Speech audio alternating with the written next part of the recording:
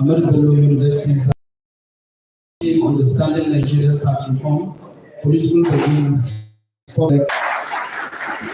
We also have the chairman of today's occasion, the Deputy Vice Chancellor of Administration, Professor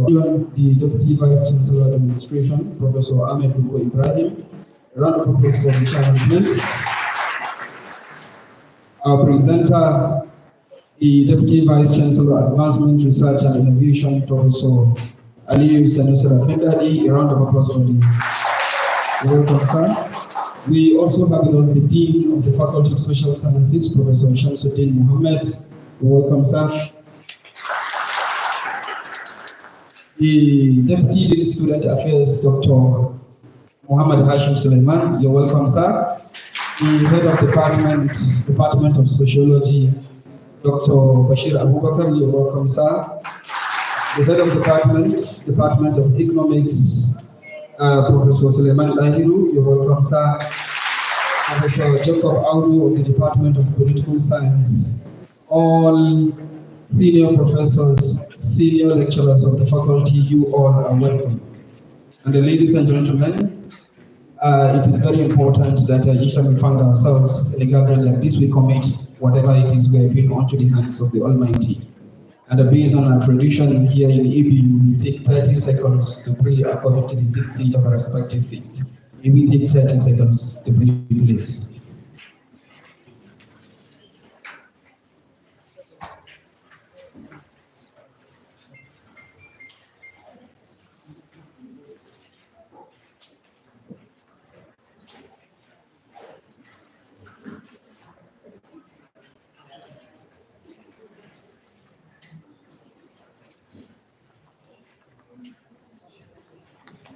Amen.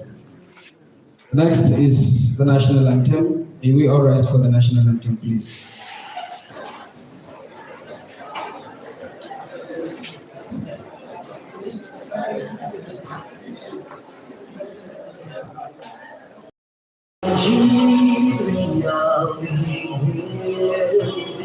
Our own dear native land, those rams and comedy for the brotherhood we stand. Nigerians all are proud to set our sovereign motherland. Our flag shall be a symbol that truth and justice reign. In peace, all bow to honor, and this we can't escape. To hang on to our children, our banner without stay. Oh God of all creation, grant these our one request. Help us to build a nation when no man is oppressed, and so with peace and plenty, Nigeria may be blessed.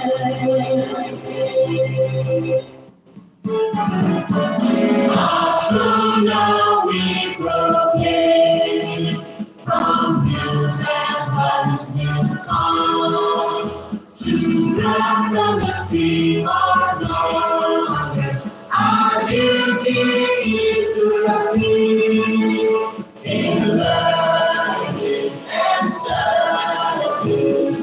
Excellence is our goal. Ahmadu Bello University, yeah, our dreams we shall achieve. We give thanks to Almighty Allah, in Him we derive our strength. We dutifully shall abide by the ways of good learning. to south, east to west, your name shall always be. Ahmadu, Bello University, a citadel of great learning. You may have your seat, ladies and gentlemen. Please, a round of applause for yourself. Ladies and gentlemen, the next item on the agenda is remarks by the Dean, Faculty of Social Science. Please join me as I welcome Professor Shamsuddin Muhammad. You are welcome, sir.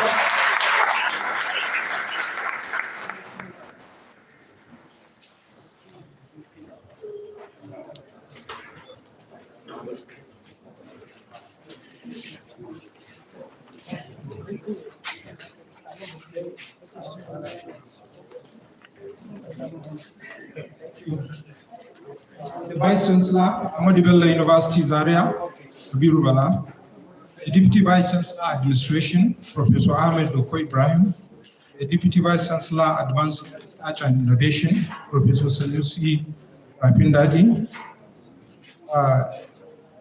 Director, Ario House, HODs, professors of the faculty, esteemed faculty members, our respected students, distinguished ladies and gentlemen.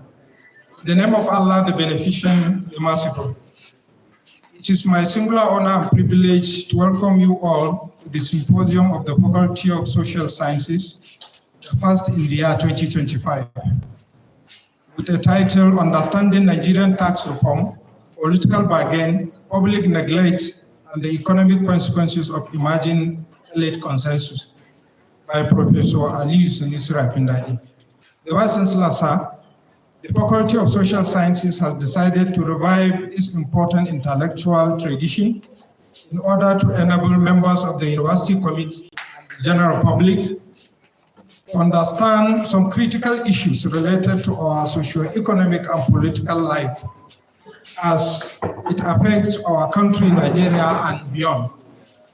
As our country and the world is witnessing several socio-economic and political challenges and public policy implementation issues, the Symposium series of the Faculty of Social Sciences is intended to be a continuous activity at short intervals in every academic sessions, where our scholars and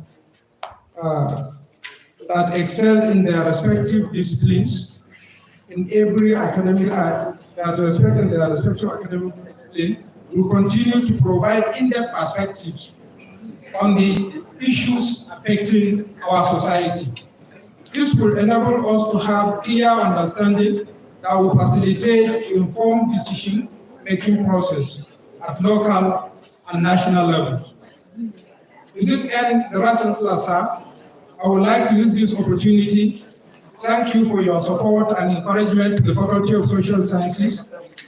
And also I salute the members of the Faculty Symposium Committee for their commitments and dedication toward actualizing this important initiative. I wish you happy listening to this important paper from Professor Sanusi Rapindadi. Thank you and God bless. Thank you very much, Dean. Sir, please once again a round of applause. Our Dean, thank you, sir. The next item on the agenda is remarks by the chairman of today's occasion, who doubles as the Deputy Vice Chancellor Administration, Professor Ahmadu Ibrahim, at the same time also handing over the proceedings of the symposium to him, the chairman, sir.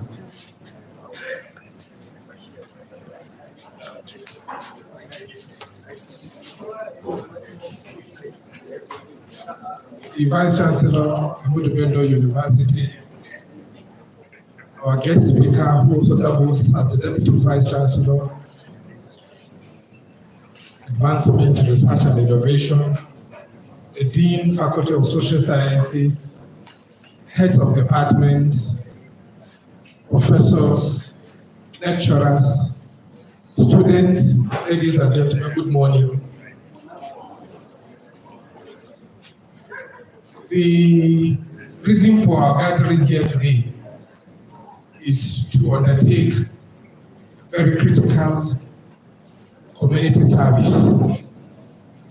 Community service in the sense that it is what we owe ourselves and we owe our immediate community. Our capacity to diagnose policies, directions of government, to the basic understanding of average human beings, I think it's one of the roles of a university. Many of us, even as academics, are not very familiar with the subject matter of today's discourse. We have listened to emotions and sentiments of the subject matter. I think today we have an opportunity to listen to someone who is eminently qualified to talk to us about this subject matter from various perspectives. He's qualified in his personal right, and he's qualified by the opportunities he has had to make contributions to our nation, both at the level of the university and at the national level, policy-making level. The subject matter of tax and taxation, I'm sure as old as man. The earlier scriptures allude to it that it's a divine injunction of our Creator, that we find ways of regulating resources amongst people. The same way He has created our fingers as unequals is the same way He has created generally human beings as unequals. So there is a need for moderation. People who have a little more than they need, you find a way of cutting it to meet the needs of those that do not have. A tax is universally used as a means of raising resources for public expenditure, for common good. And even from the scriptures, both Islam and Christianity, I'm sure if you look very deeply, and even in our traditional practices, before and after independence, taxation is something that is inherent in our systems. However, as time goes by, policies of government come, and it is very important that we critically examine them to ensure they meet the desired objectives. Taxpayers, tax collectors, and tax spenders all have various roles to play.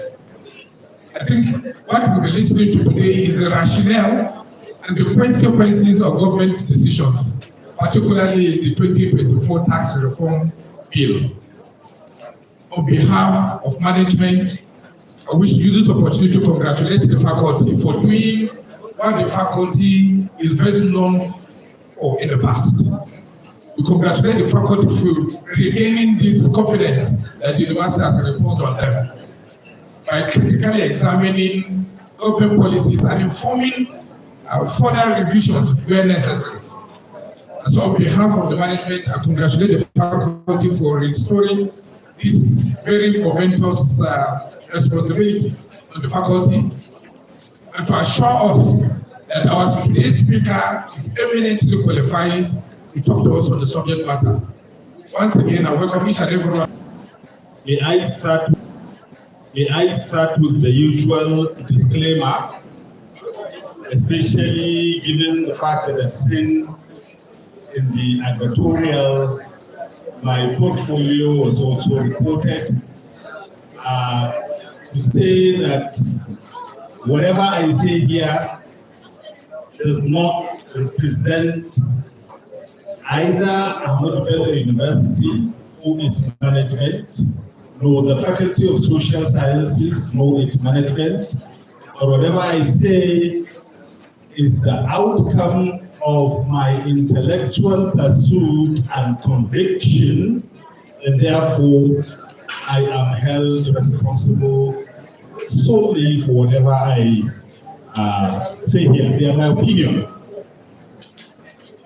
Mr. Chairman, sir, this topic is a very hot one, and the members of my faculty would know what I mean when I say I will not, but I will say.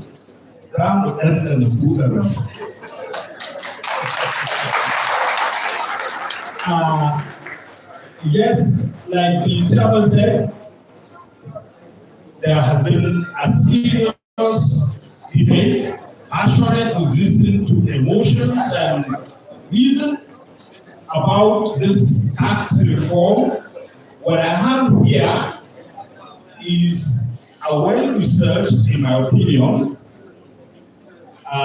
position, and therefore I believe that there is something to learn about the process that has led to the emergence of what we now call the elite consensus, being that the governors who led the resistance and rejection of the bill in the first instance have met and agreed on certain terms. So we call that the consensus of the elite.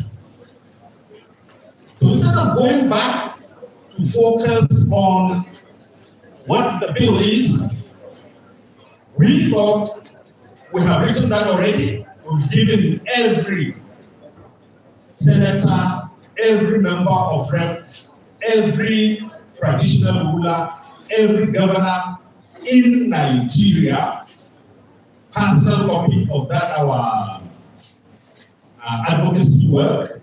So this is adding to it, follow up to it, having observed the changes that have happened since then. So this is how we count it. Understanding that Nigeria's tax reform, political bargains have happened, public neglect, I will prove it, and the economic consequences of the emerging elite consensus. So there is a consensus that is coming up, and if we are not careful, it stays the way it is, and the bill is approved. I will repeat. Some will enter the kingdom, and you will see why. This is the outline of my presentation.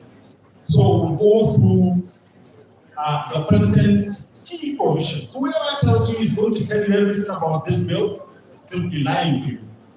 You can only tell a part of it, a section of it. So these are what we consider more important, not most important. So we're going to go through them. In that, we're going to look at the structure of the bill to help us in understanding what the enormity of the changes and therefore why people resisted. And we're going to talk about the political bargain that has happened since in December and January. And we want to see how that consensus has neglected our, that is ordinary Nigerians, real welfare concerns. And we're going to see it.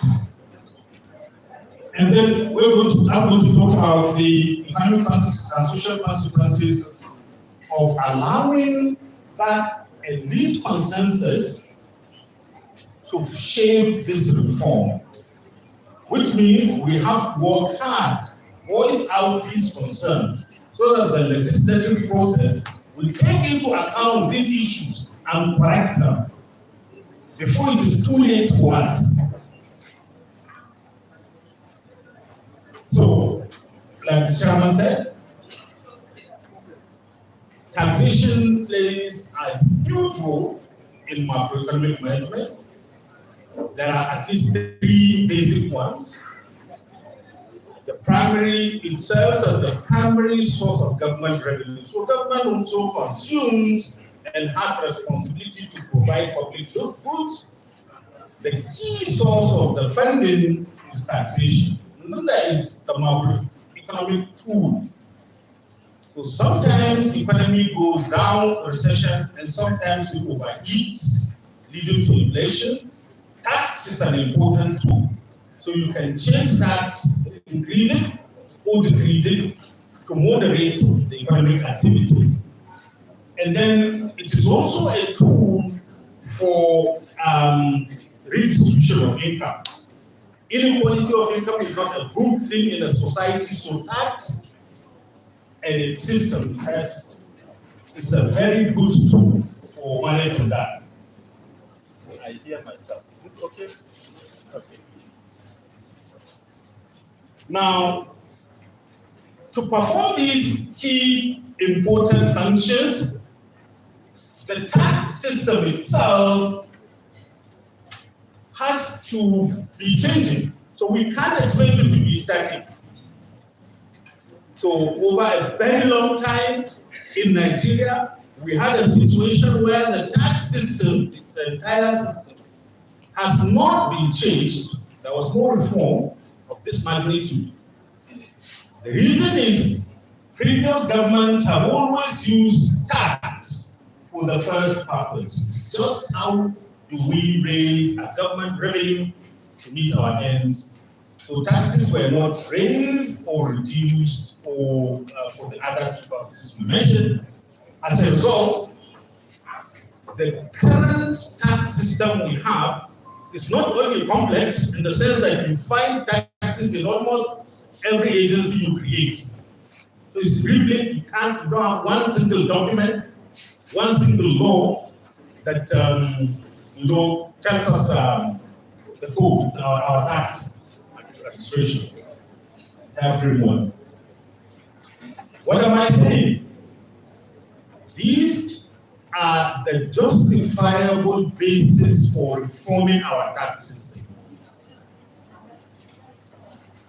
Why do you need to change your tax system? Sometimes you change the rates because you want to reflect or deflate the economy. Sometimes you have to change the base because some economic activities have evolved and have to be captured in your tax system. And then sometimes the administrative framework itself has to change because new technologies, for instance, or new processes would have come in that can help make those tax administration more efficient. So there are abundant, justifiable reasons to reform our tax system. You see that we had it for a very long time without changing,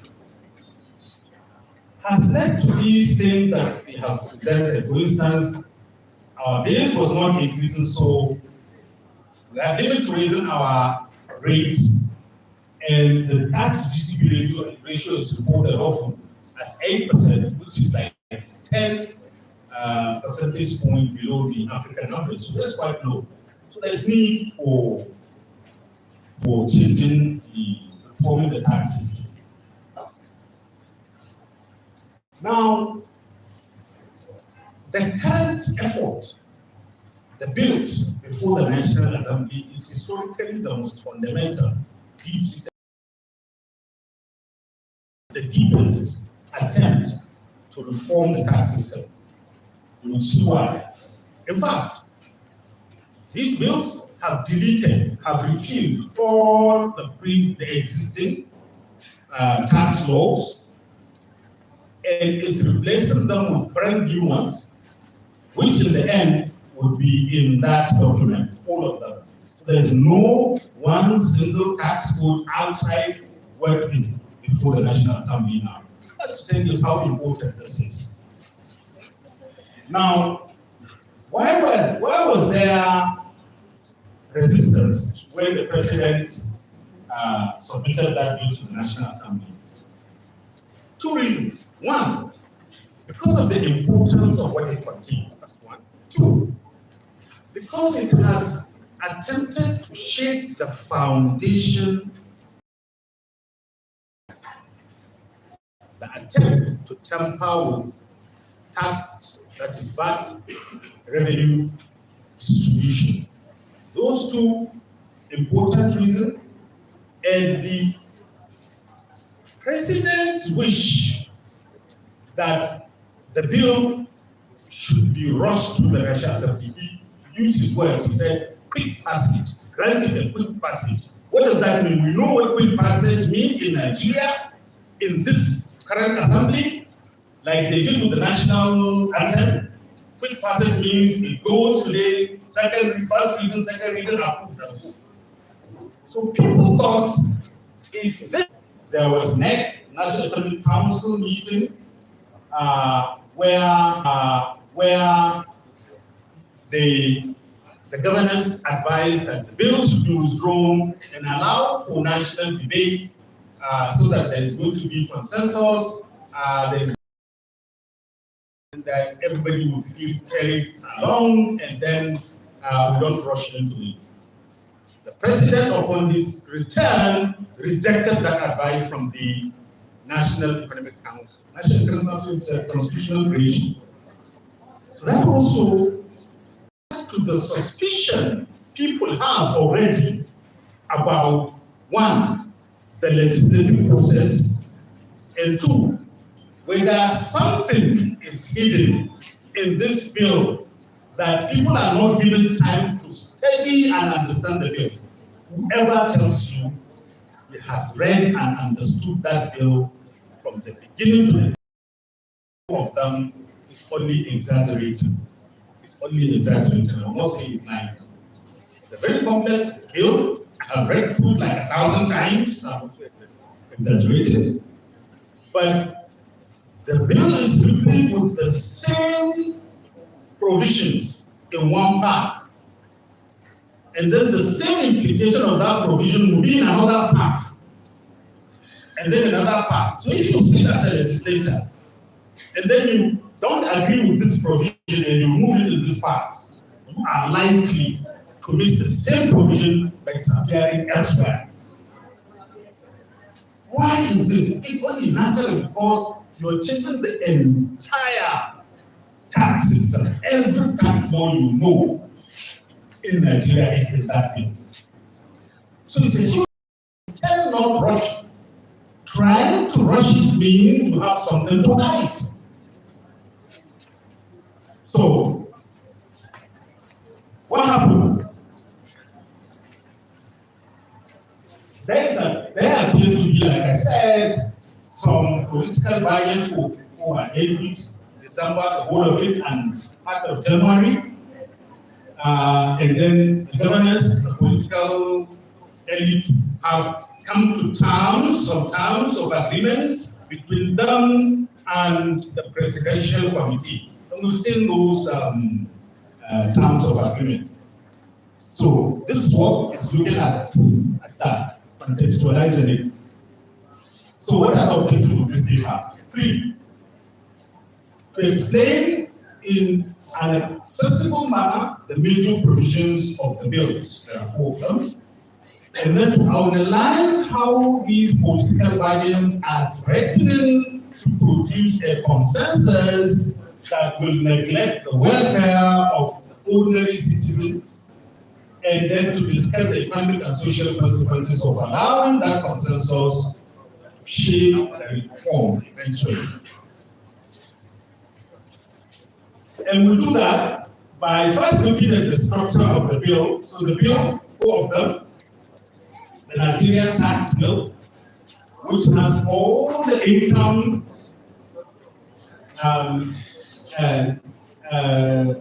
corporate income, personal income, petroleum income, petroleum profit income, and capital gains tax, and then value-added tax and excise and stamp duty.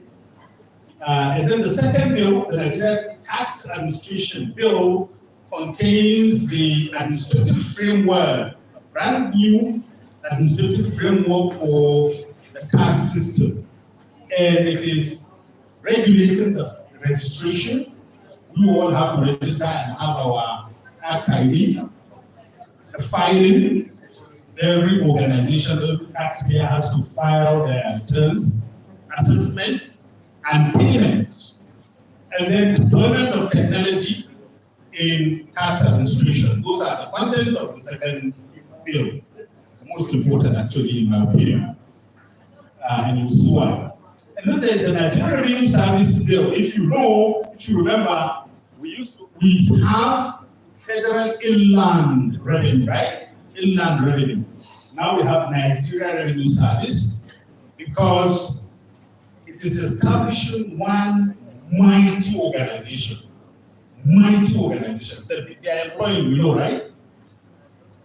The biggest organization in Nigeria is going to be that Nigerian Revenue Service. Why?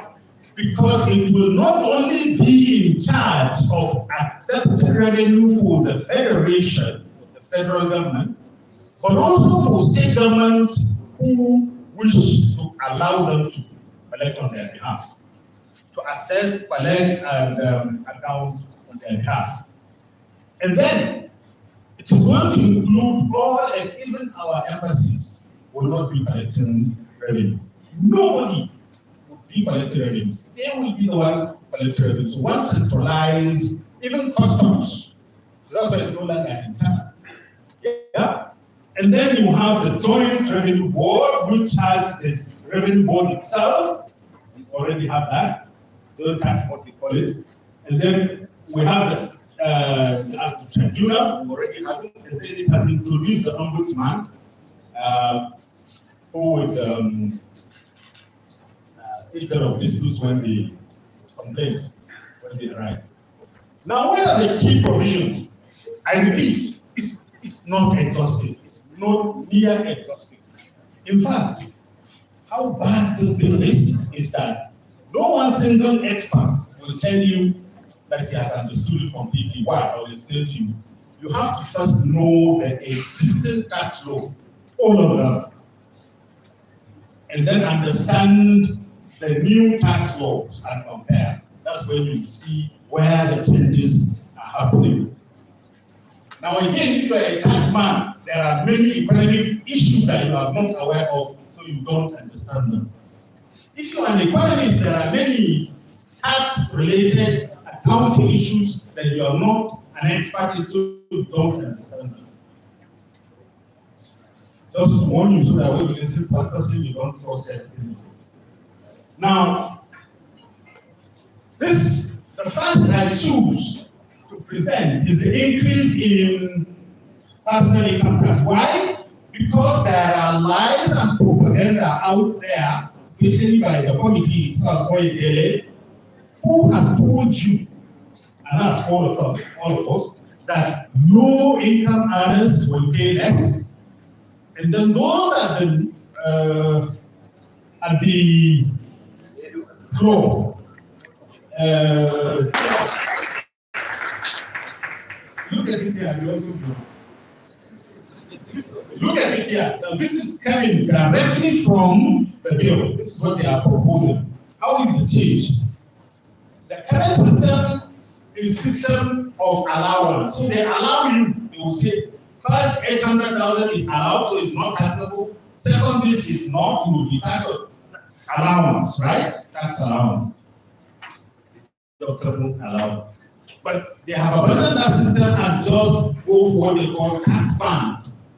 So tax band, you just look at where your income is, and then you see the tax that applies to you, and they calculate the tax for you.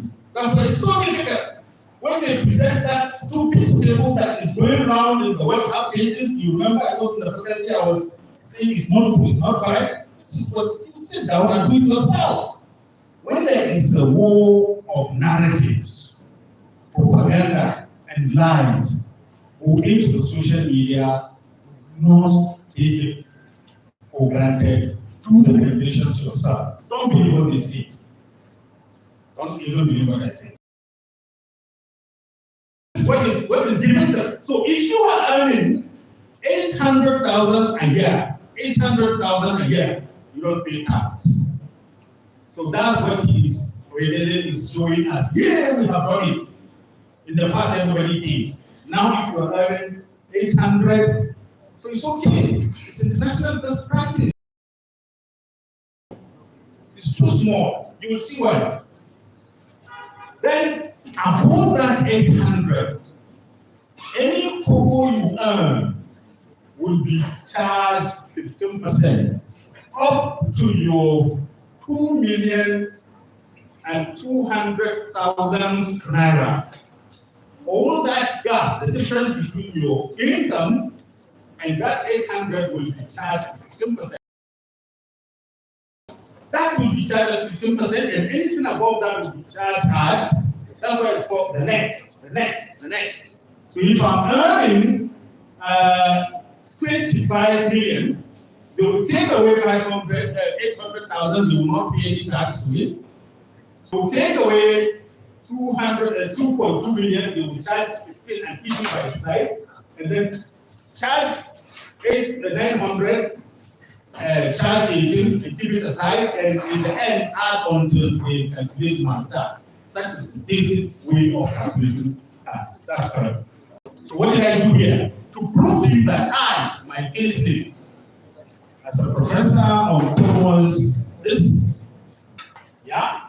my total pay per annum is subjected to this. But before that, let me tell you what I did. There's what's effective tax rate, which is at the basis of the table that is circulated in the social media, and all the lies. And that table shows that many will not pay tax until you go to, is it 10 million or whatever million per month? That's not true. Look at this table. This table is applying this and is showing you the effective tax rate, so that if you are receiving 800,000 per annum, which is equivalent to only 66,000 naira per month, then you will not pay a kobo. Therefore, compared to what we do now, you are paying lower tax. Now, please understand what I said. They are lying. What is the minimum wage today? 70,000. Would he pay zero tax? They will allow for this, and the remaining they will charge at 15%. So they will pay some tax. But those are local government and so on may not pay. Anyway, but if your income per annum is 250,000, yes, per annum, per month, sorry, is 250,000, you would pay lower tax. However, between that 250, as you grow, there is a threshold that will make you pay higher tax. The table is so segregated that I did not add more to see the exact point where you will be paying more tax than you are paying now. But everybody, in the end, pays higher tax. So I took my own, because that's the real. My case, if I look at it, and this is how it looks like. The gross income, that's without taking anything. Is this, so I assume it's taxable. Per month, that would amount to this. What I pay currently, what I lift from the payslip is just 90,452. And then the effective rate is 30%. Now, if you apply that formula, which I pay this tax to, and then the next 5,000, which I pay this to. So if you add this, it will give you my total tax, and therefore my total tax per annum is this, and per month is, and you compare this per month tax and this current per month tax that I pay, and you will see that I pay more, and even the effective rate is higher. So I will pay in Naira 14.02% higher under that. Now this is the question. Am I a poor man earning this contextually? Am I a low income earner? Why should I take? Is there any justification, morally and otherwise, for a worker that is earning this, but has to send his children to school and they have to pay school fees because of the policies of government? Has to pay electricity because they have increased electricity by withdrawing subsidy, so it does not have more revenue. They have developed the exchange rate, so everything I buy, it goes up because government wants to raise revenue, that's raised revenue. And then what? Fuel. They have increased the fuel price because they have withdrawn subsidy, they want to raise more revenue. And then water is not coming from anywhere. I have to sink my borehole. And then what? What else? What do they give me? The road that I travel to, every time I travel, I have to change the tire, one of the wheels. So, is there a moral reason? I have dependents, cousins, uncles who are sending them, cousins and uncles who are. So, is it really justified to call someone earning this a high income earner and therefore justify to pay more tax? That's the question we should ask ourselves. It's rhetorical. But there is a huge moral burden on our leaders. A worker in Nigeria under the current economic misery, huge unemployment, all your relations are unemployed, you have to support them. And then inflation that is eaten into the little income that you have, and then you are asking to receive more from him when there is no way, even in terms of security, can't even go to farm. Anyway, one lie exposed. So there's another called presumptive tax, and this is how it happens. Because the system is so complex, they don't want, if you are a worker in AB here, they no longer will work with your official withholding fee. No. They will go into your bank account and look at all the money that comes in and go out and decide what your income would have been. And then assess it and tax you appropriately. And then the law also empowers them to collect it from the bank. And we'll see later, they will train you. Should you not have, they can come to your house. I'm not making this up, you will see. Even with the police, with reasonable force, to come into your house, take whatever asset they feel, and settle that. And within 14 days, if you don't pay up, what they will do is to sell it. They just go to court and get it and sell it. And then if there is balance, they give you back. You will see it there. I have referenced every little thing in the full paper. You will just go, this means section 29 of the Nigerian tax bill is there. It's there. Yeah? So presumptive tax is this. Oh, it's so difficult for me to assess what your real income is. Then let me just presume and then charge you, and then you have to pay it. Reduction in company income tax. You know, I'm talking about elites, right? Who owns companies in Nigeria? Elites. Yes. Now they are saying reduce the company income tax from 30% to 25%.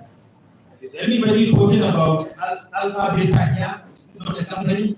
Who owns it? Who owns it? Who owns it? Reduction in company tax. They have reduced company income tax from 30 to 25%.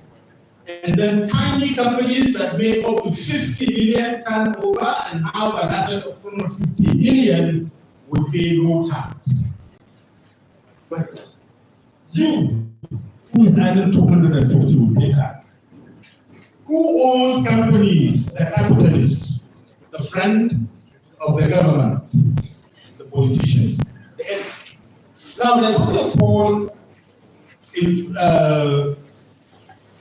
development levy. This is where they take away that fund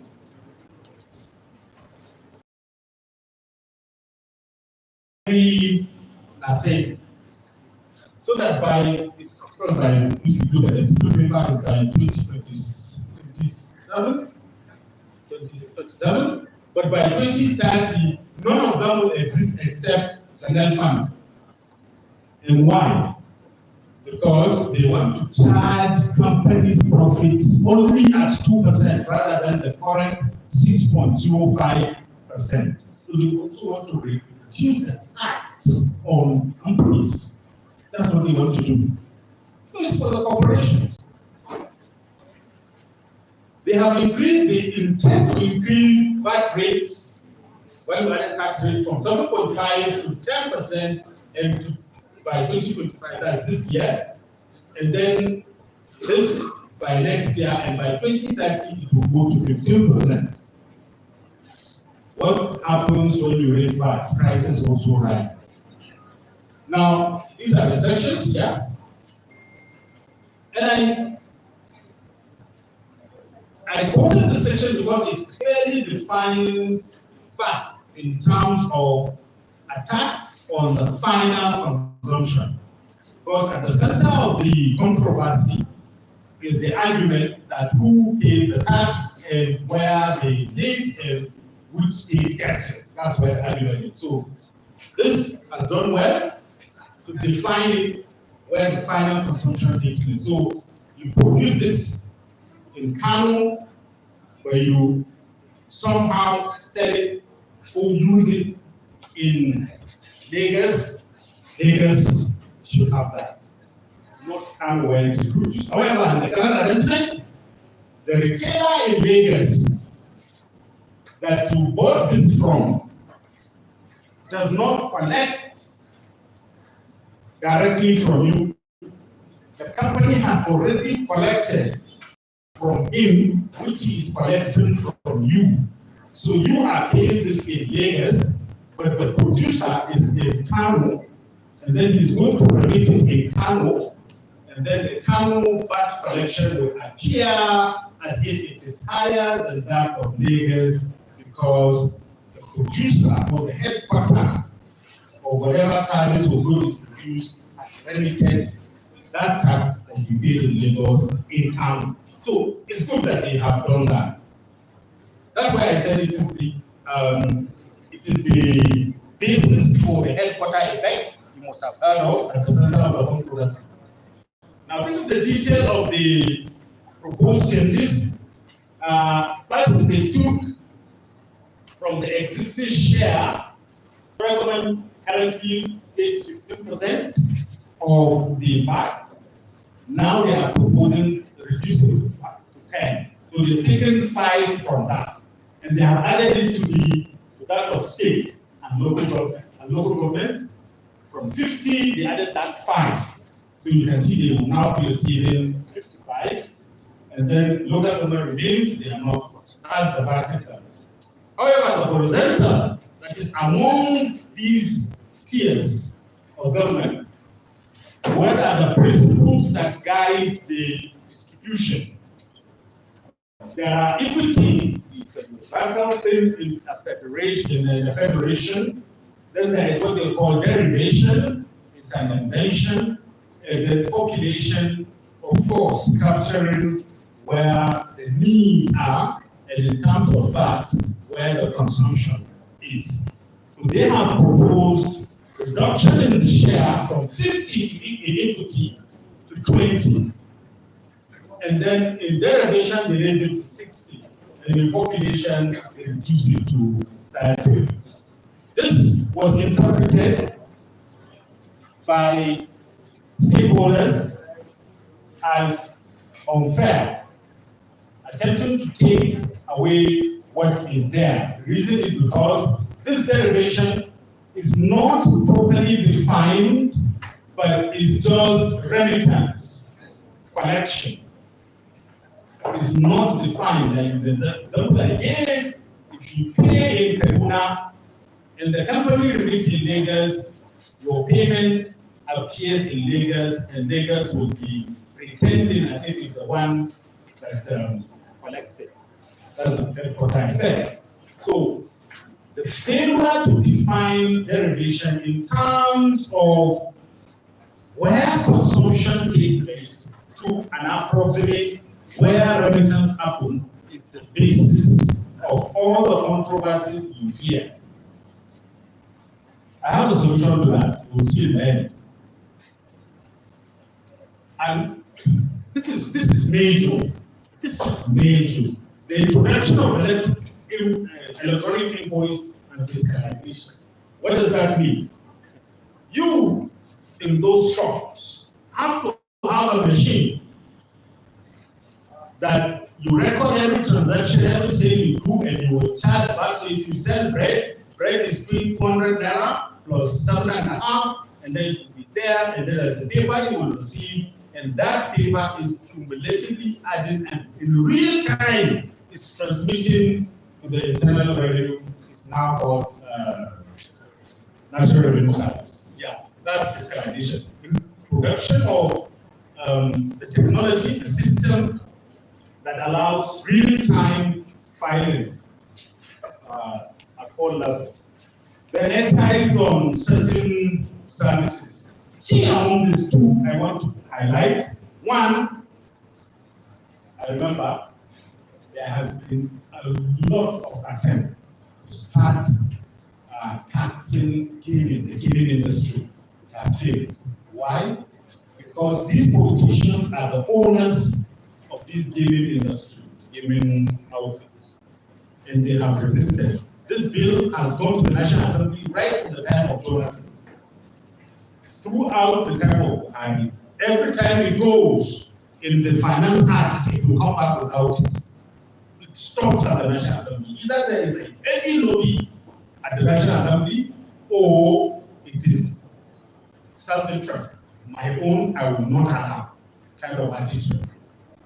Not representing us at all. Now, if this bill passes, that would be excellent. Excellent, good. The second thing I want to raise, which is absurd, and I want you to check it, is that they are also adding excise on the foreign exchange market. You see, for telecommunication, you pay 5% of the total value. For gambling, gaming, and betting, you pay 5% of the total value. But in according to the parallel market is when you go to the black market to buy and sell foreign currencies. Normally, the rate is better or higher than that of official. So when they are saying that the rate, instead of saying 5% of the difference, they are saying the entire difference. The entire difference. Check the 10th schedule. That's what it says.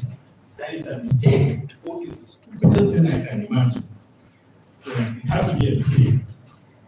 The entire premium over the official market, no. That's a lazy way of defining the foreign exchange market. If that's the definition. Now, there are changes, and this is also important. There are changes to export, processing, and free trade zones. The rules. What do they do? This bill now deletes all export, processing zone, and free trade zones clauses that deal with tax holiday or tax benefit, wherever they deleted it and they brought it here, which is a good thing. You bring it in one document, it's good. However, what they are saying is that if you sell, because that's what we learned, if you sell of whatever you are producing in those export processes in our custom territory, so you are bringing it to Nigeria. So you can't produce in Lekki, free trade, and then bring more than 25% to sell in Nigeria. If you do that, then you lose all the tax and relief. So you are as if you are producing in Nigeria. This is very, very important. And I participated in this, so I know what I'm talking about. It's that is how the Southeast, what they call the nation tigers, that's how they make progress. Export oriented. Now let me tell you the complication. That's why you can't bring a tax man without an economist to just say you are making a tax law. There's a thing they don't understand. Let me give you an example. You want people to come and invest, and then you say, I want you to export. So come to Nigeria, take this, and you sign an agreement, and they have come to invest, say, $200 million. And then 2 years, 3 years after, 4 years after, then you look at them and say, you see, that agreement we have reached, I don't want it anymore. You know what that will do to you? That's what Okonjo Iweala called policy somersault. Now look at the complication. I was involved in real-time issues, dealing with these issues, real time. So I'm exposed to that. I know it. Sometimes they will come and invest in a good or service that is exportable, right? It has export value, so you can export it. But after 10 years, then that good or service becomes unexportable. We are edged out of competitiveness, wherever, so you can't export it. So the option is either you continue to produce in those processing zones and be treated the way you were treated originally, or say, okay, bring all your things back to Nigeria. When you move it, of course you can't move it. You can't go. You have already installed set shop, so you can't. So sometimes it's not their fault. And then I'll give you another example. Dangote, not a stupid man. Where is his refinery located? He's not a stupid man. Now, why do we, how much money have we spent on Dangote to go to set shop in Nigeria to refine? A lot. A lot. Even if I cannot tell you how much. Now, if 25% of his output is not enough to satisfy local market, by this law, the taxman is saying, then you lose all the tax advantages. What will Dangote do? He will export. Who is hurt? Us. For what reason? This. There is give and take. It's the economists here, what do we call it? Trade-off. Yes. So, I made my point. Supremacy of the law, in the context of federalism, this law has to be taken into, treated carefully. What it says is that no state or local government has any right to make any law that is already captured in this. Yeah. And the lawyers have a way of doing it. So if they charge you when you are passing, the lawyer can just say, oh, it's part of my income you are charging. It's already captured there. So what are they doing in essence? Stopping states and local government from charging. It's a noble objective. It's a noble objective. Reducing the multiplicity of taxes and deployment of technology. This is the worst.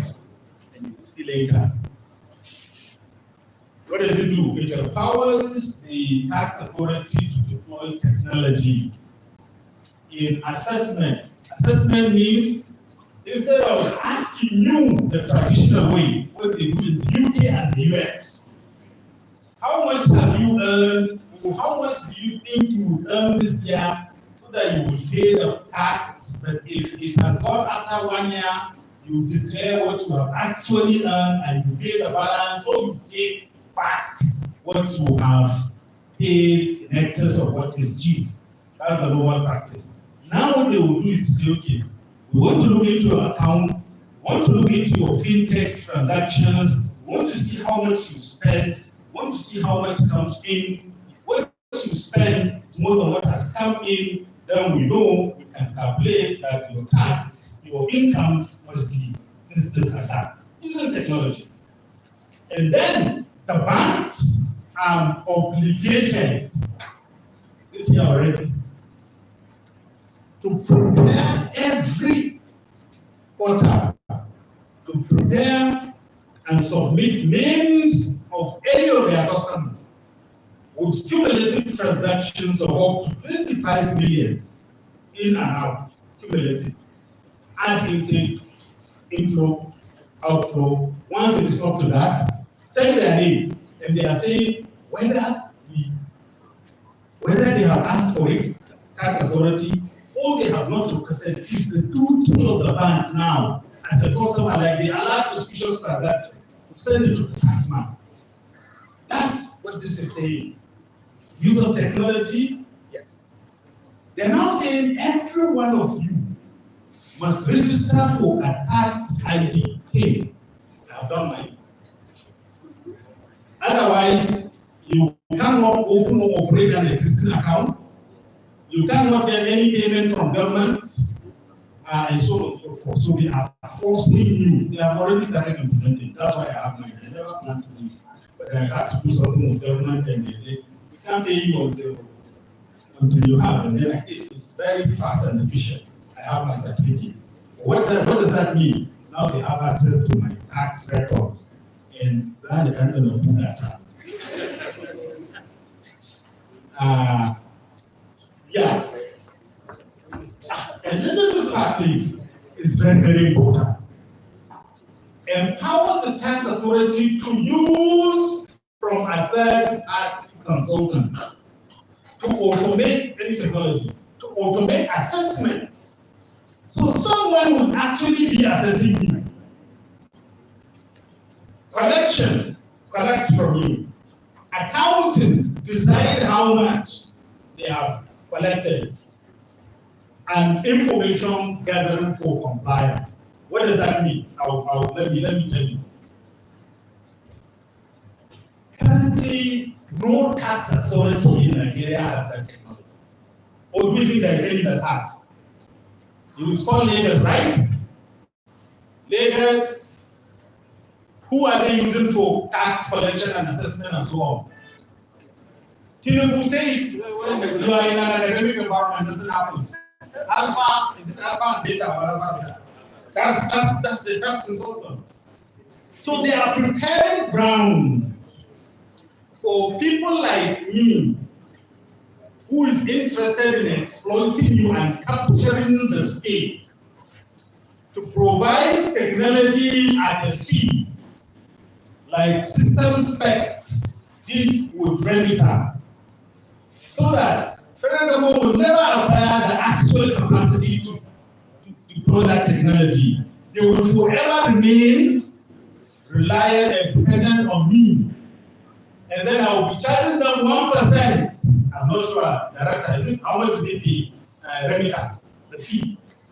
1% before? At certain amount. Initially, actually, it was open. Because of resistance and people open. So what is happening here? There are people waiting to benefit. In fact, to tax government by, I don't want to call that out, by its chapter.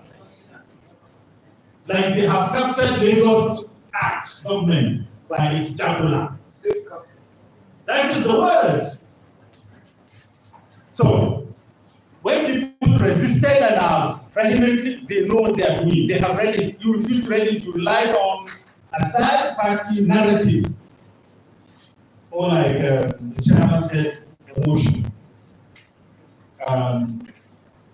Then I got this other potentially, remove the potentially, other very dangerous provisions. Very dangerous provision. If you allow this bill to pass with this provision, this is the implication. For instance, they have already agreed that they will accredit agents, they call them tax agents, who will represent you. So I will just go and register with the Kaduna State Revenue, and then I will say, I will be consulting. Why this? In Hausa they say, "Idan ba rami, ya kawo magana rami." That is, why are you providing for tax agent? It's because the system is so complicated, and with the use of technology, there is going to be issues. And we'll see it has happened in many countries. I have looked them up, and they abandon it because of the problem become integrated. So you need a tax accountant. Will he do it for you free? Then additional burden. I have more than my salary, of course, so I will be a victim of that. So I'll have to engage somebody, a tax accountant, because I don't have the knowledge or the time. Additional burden, we'll see that. And if you read the full paper, every section, everything I claim here, I provide the section. You go and read it, it's English. The president, this is worse. The president under this law, which will allow it pass, has unlimited power to waive, to exempt, that's what it is, to exempt any company or group of company from paying tax. What does that mean? Will Alpha Data pay tax? No. Will this one that is building 15 trillion coastal way, Will he pay tax? He is friend of Mr. President. He is friend of. They will not pay. It's you and I. They are pushing the even though we don't know pay tax. He is a friend to them. He has a view. Look, let me tell you. This is what I do. These are the sections.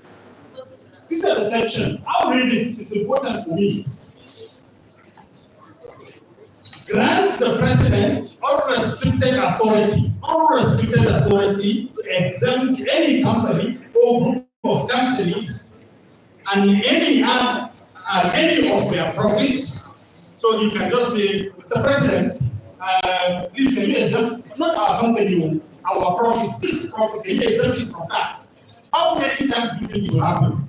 I was working with the government as a consultant when this waiver thing became so bad that Okonjo Iweala, if you remember, and waiver. Why? Because friends of government come for waiver. He can just say, okay. He can just say, okay, I want to amend a law. Can you imagine? A president, not legislature, amending a law by executive order? Executive order? What kind of democracy are we? And when people talk, they will say, he hates Mr. President. There is no democratic, I check with this, and you can also check. There is no democratic country in the world where the president has such powers. Not in the US, not in the UK, not even in Russia, and not even in China. I've checked to check. If in China, which they call is not democracy, the president cannot do that. And then they are sending this law. And when people talk, you say because you are northerner, or you are southerner, or you are Muslim, or you are Christian. And they have to do official work, they are doing accreditation, you have to do this. All that money, you will pay tax on them. Once they finish the assessment on the basis of your fintech, bank, or finance, whatever account, when they are done with that, then they will charge you. You don't pay 14 days because there is no money in your account. 14 days you don't pay, they will come with reasonable force, with police, and break. They can break into your house, into your property, whatever, to go with it, to confiscate it, to seize it. They don't need court warrant.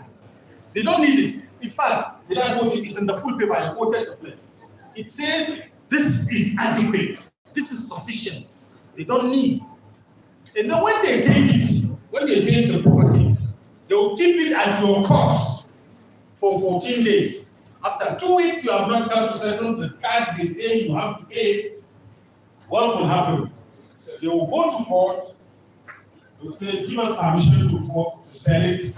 The court will have no reason not to give Nigeria. And they will sell it.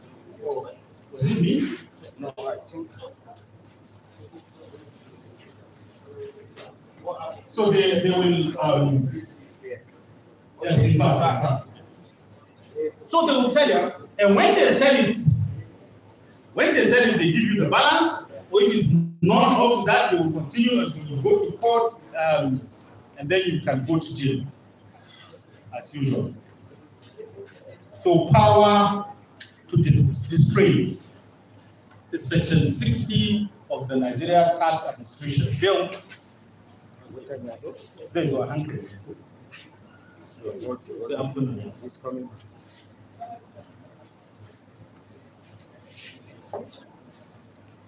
Yes.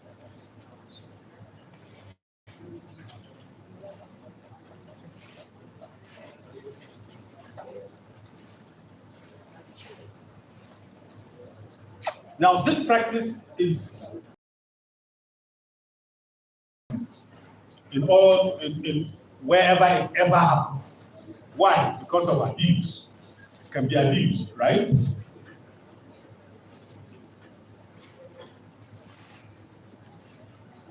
So there is also a provision that provides for what they call special purpose tax officer. That special purpose tax officer has all the powers of the policeman. So you, my students, you know they are employed. So when they are employed, please apply.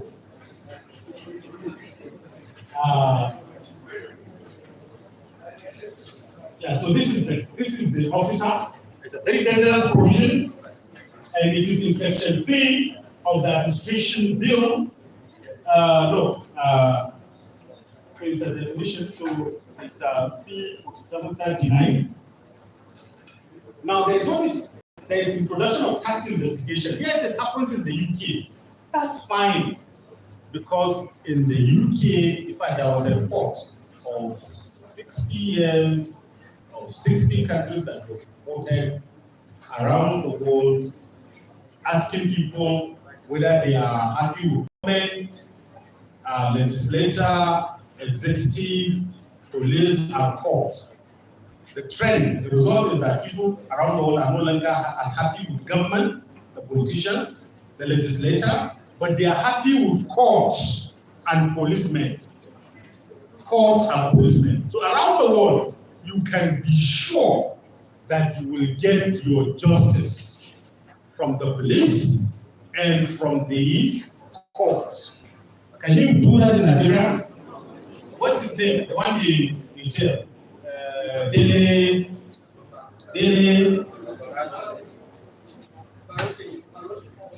Yeah, I don't want to say it.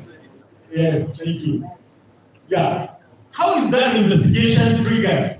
See how the law provides for that investigation. So you go and marry my ex, and I'm the tax officer. See what will happen.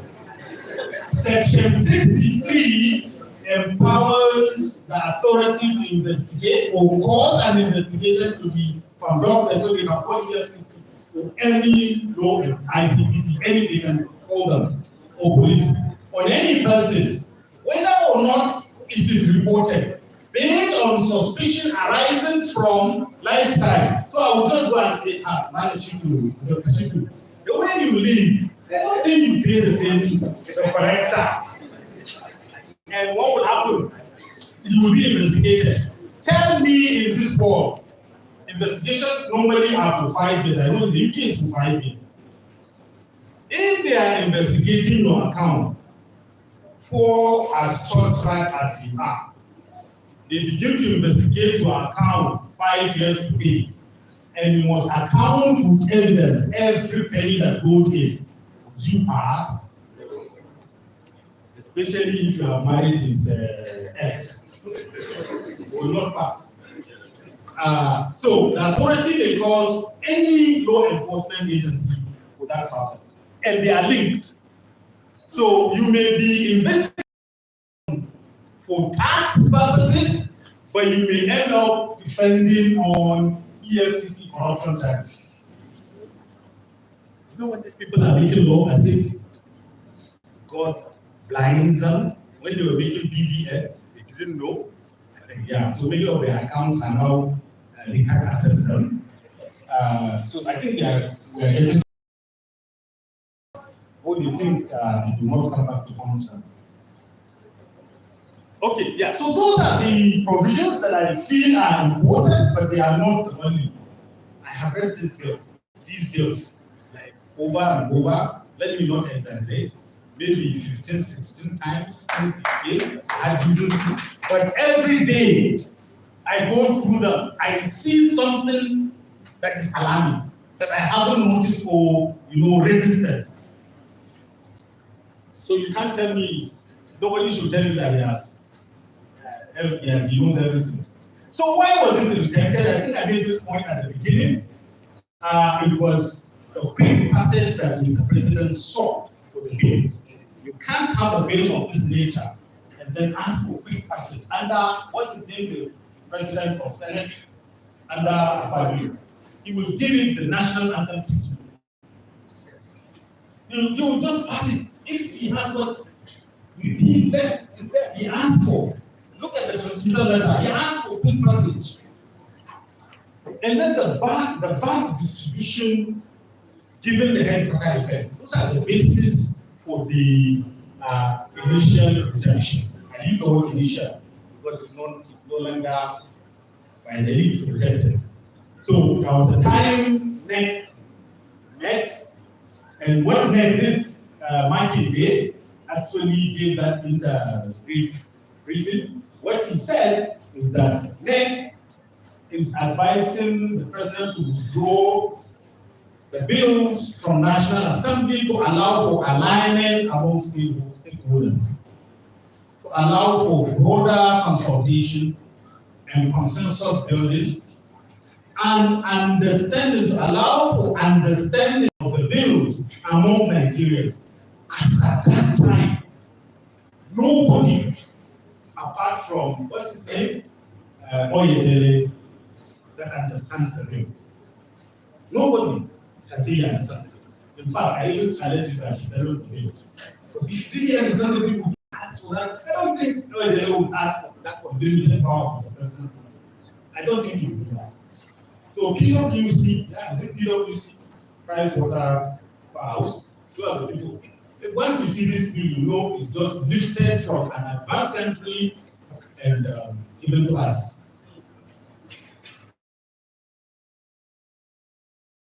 Yeah, so the president, upon return, rejected this recommendation. And he asked the National Assembly and Parliament to continue the legislative process. And then debate started. What is the name of our hero, the National Assembly? Thank you for recognizing him as hero. Yeah, so he resisted. He was alone. He was actually alone in that. They actually wanted to, what's the word? To stampede on him. But now we all know better. So, a lot of things happen. A lot of media campaigns, what they call time hall.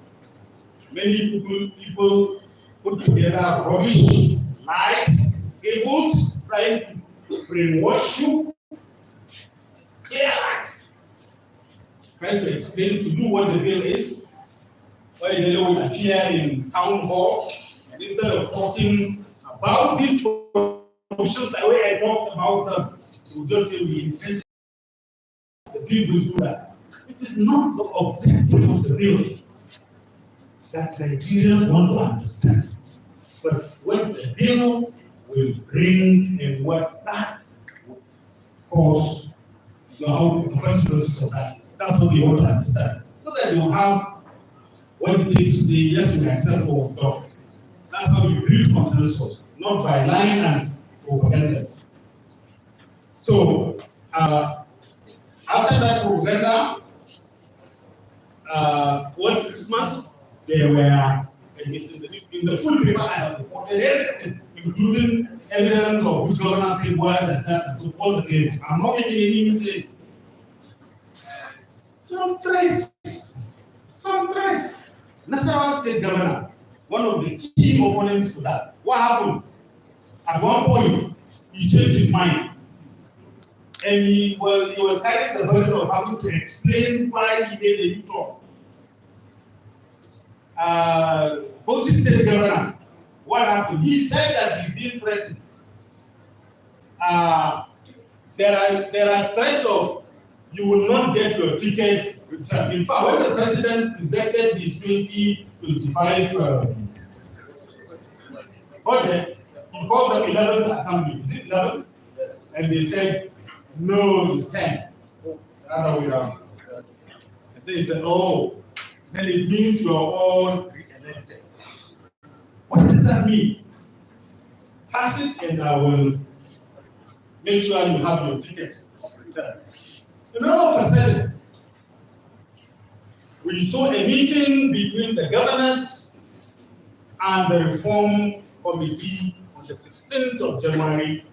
And out of that meeting, there is a consensus, which I now call the emerging consensus because it has not yet happened. We haven't seen what maybe there are honorable members of the National Assembly who will make sure that the right thing is done.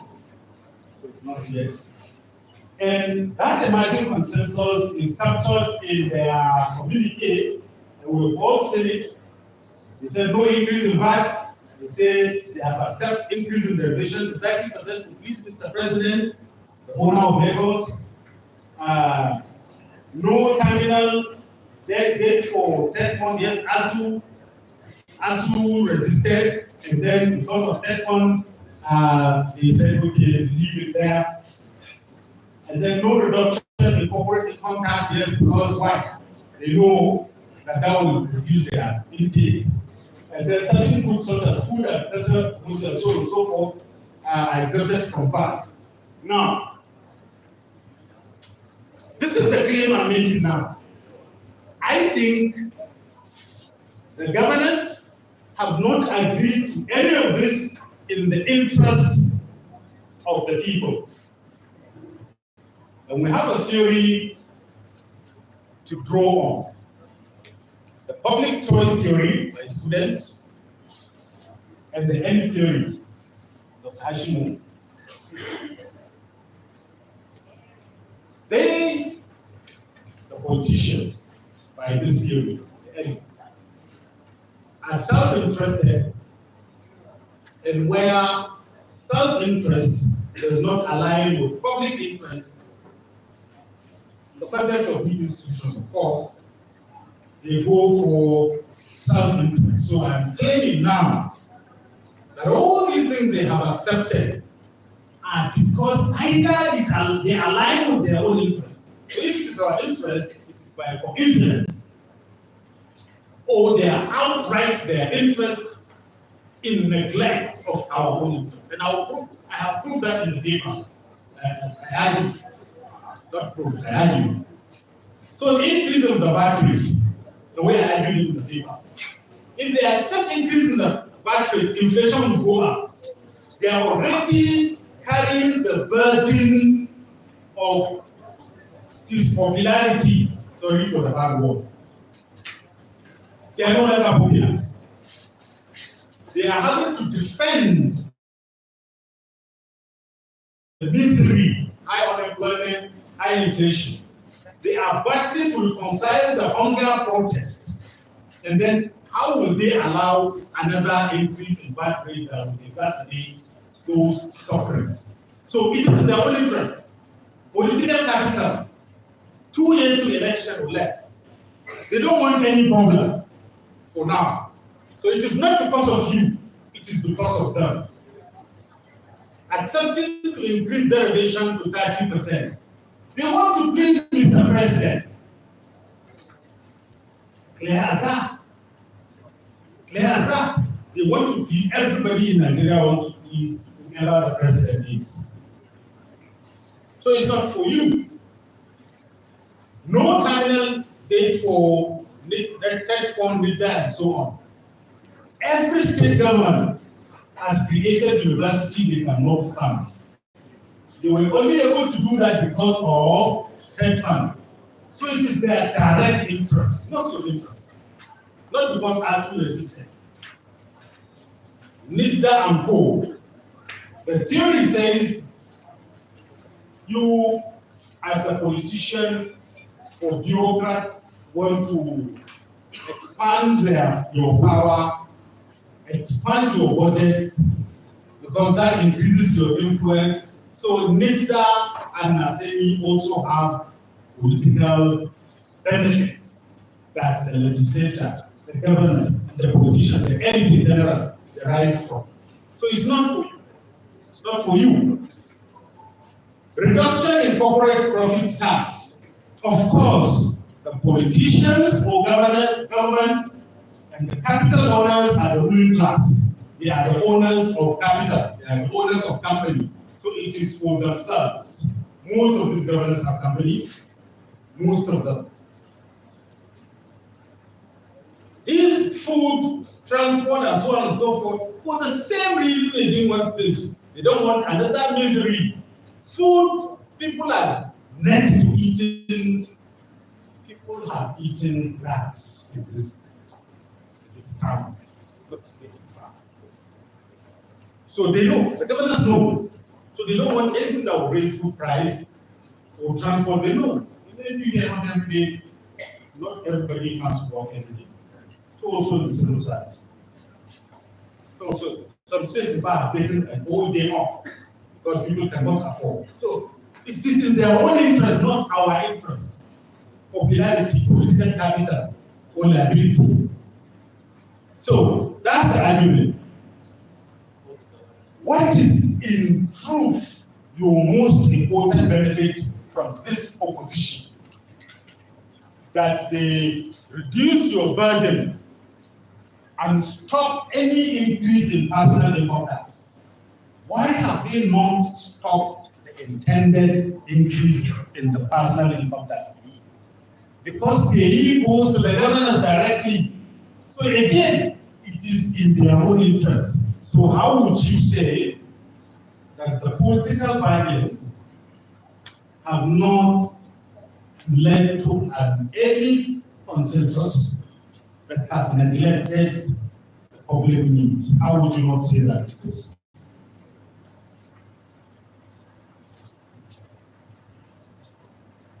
So, what are the economic consequences of allowing this consensus to proceed?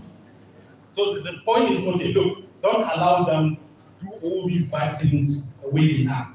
Fix them. You need time to understand them. The legislators, they need time to understand them, to fix them so that it doesn't hurt anybody. But key among them, no increase in income tax. We don't deserve an increase in income tax when even the water, you live in, where do you live that you can get water? Nowhere. Nowhere in Nigeria. Even in Abuja, people are saying people go home.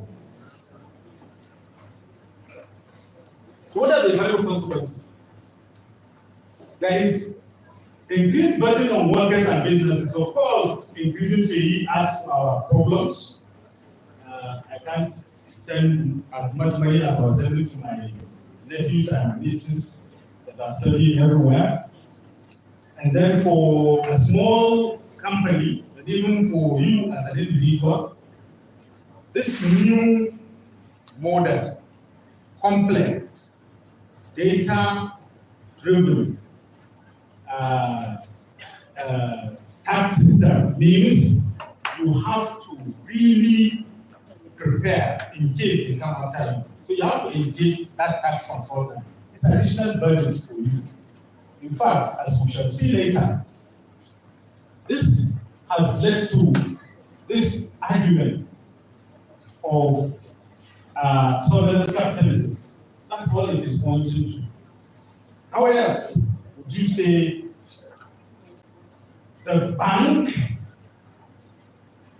disregarding your personal liberty? Even in the US they don't do that. Even in the UK they don't do that. Because you have to balance between compliance and personal liberty in democracies. Once you get this, you get alert, and that alert can lead to investigation, and that investigation can lead to anything. What kind of state are you preparing us for the future? You may not intend to do that, but another government will come in the future with this law in its arms. It could lead to foreclosing state power, where deliberately the state will ensure through surveillance and monitoring of your finances that you are 100% and all the time conscious of every penny you earn or you spend. In the UK, you know, because they are the worst in terms of tax. If I buy this and collect my receipt, and I'll have to keep it. Look, I know somebody, a doctor, whose earning has gone beyond the level that any additional income will make any meaningful increase in his work. So when he wants to do some services, maybe lecture, maybe training, he will say, no, I don't want that. Don't give me money, don't give me money. Yeah, if he's given equipment, he doesn't have to declare, and he doesn't have to pay tax. But if he's paid because of the level of his income, that extra earning will take up to 70-80% of it. So for every pound, pay 80p or so. We will get to that. With this kind of law, it's just a matter of time before another Abacha arrives. Yeah, because they keep, this is what they do. Their children keep taking over. What is happening in Lagos? What is happening in Kaduna? What is happening in Kano? It's just a matter of time. Look, even the governors you have now, you are so scared to talk anything. What happened in Sokoto? This poor lady that came out, and what happened to her? Are you saying they are not worse than Abacha? Just a matter of time. Hey, what is happening to Professor Yusuf? What is happening to this guy, dialogue guy, Mahdi? These are the ones we know. There are many tiny people among you students that just disappear without nobody knowing.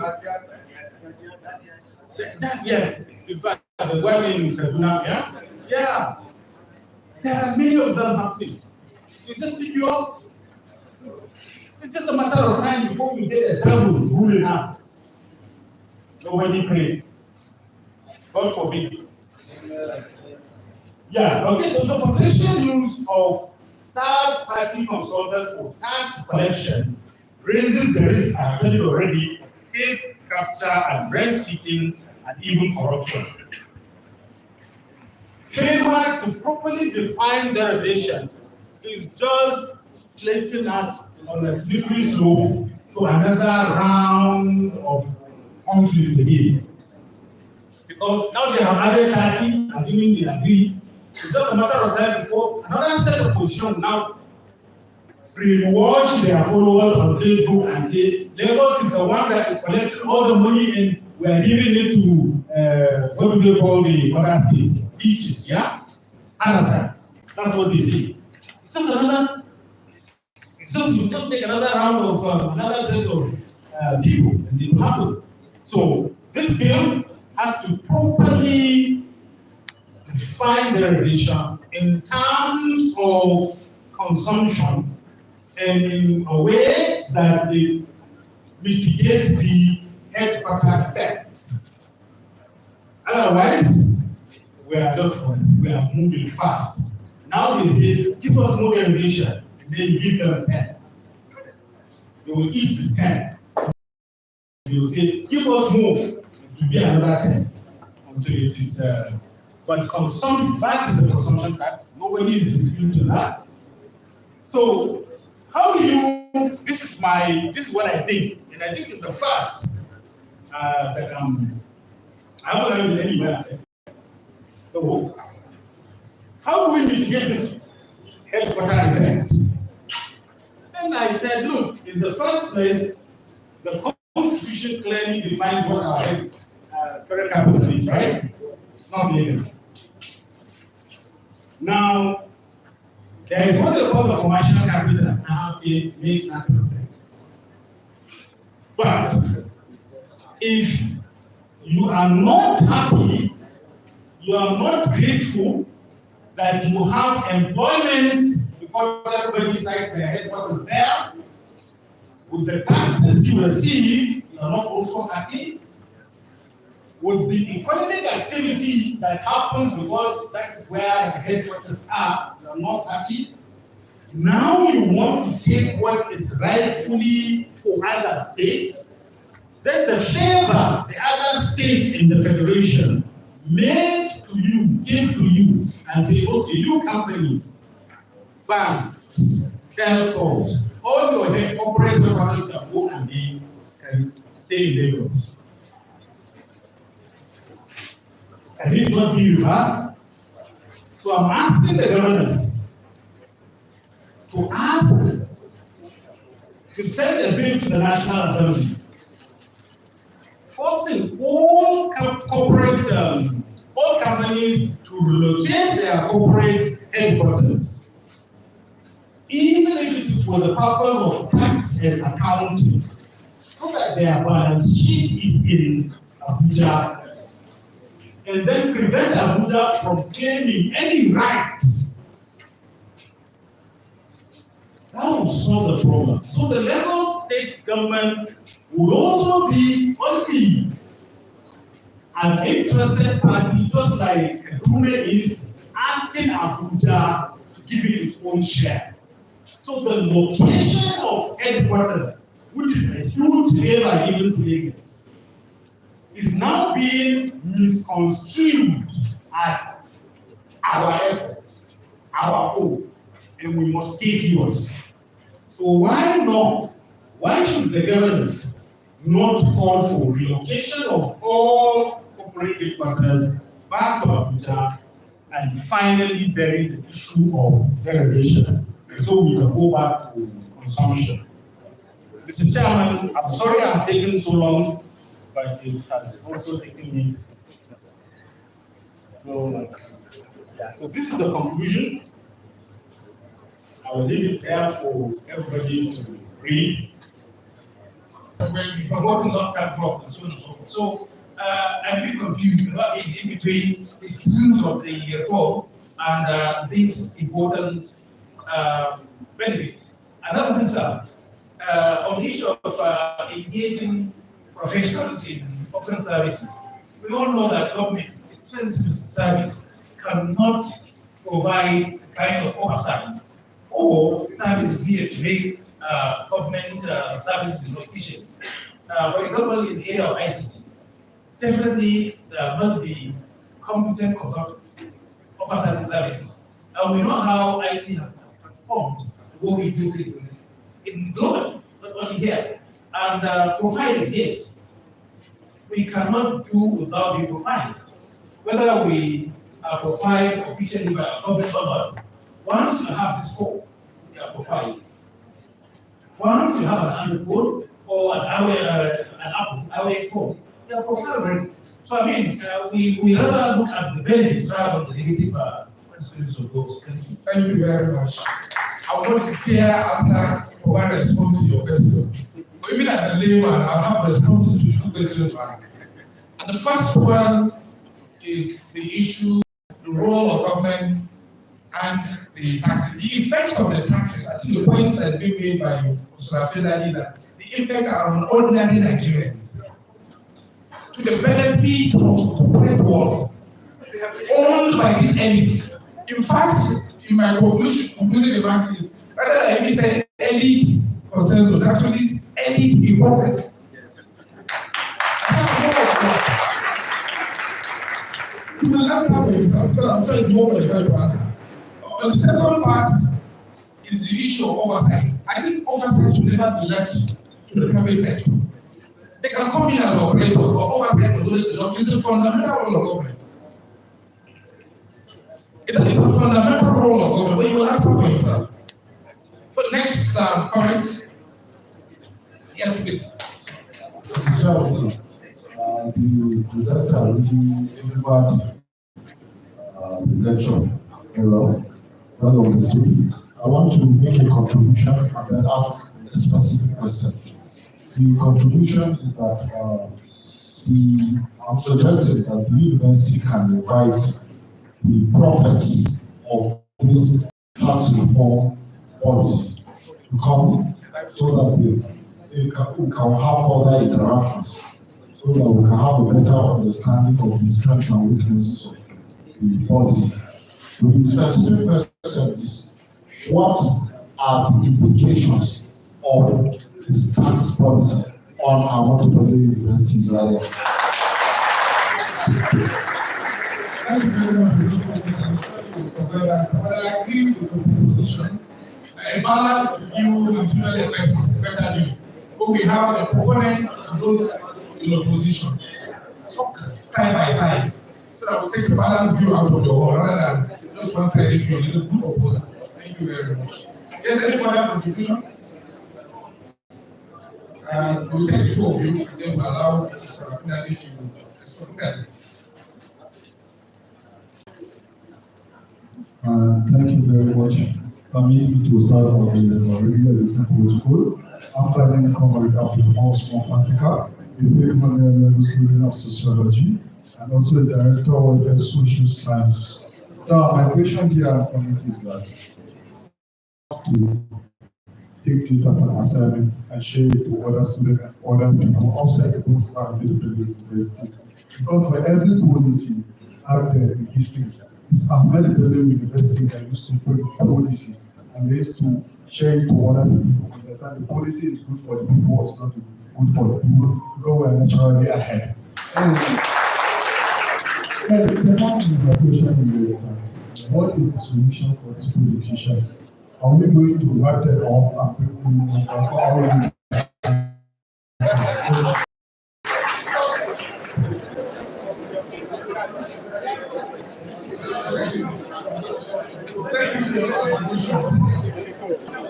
So, students, you said assignment number one. Is it speaking for himself or is speaking for you? You don't know about the tax reform. We should know, or we should contribute our part to the debate. It has serious implications on you. Let's pass the mic to you.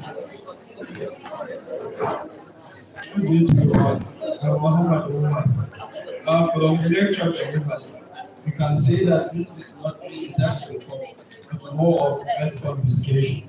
Because how can you tax on fault of one's high income? We can say that this is not tax reform, but more of wealth confiscation.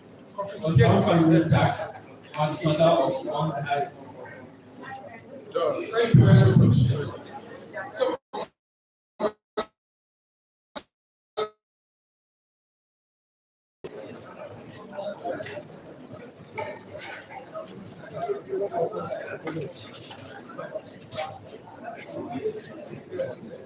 before I start answering questions, I think questions can come more also in terms of comments and contribution. That is the purpose of this gathering.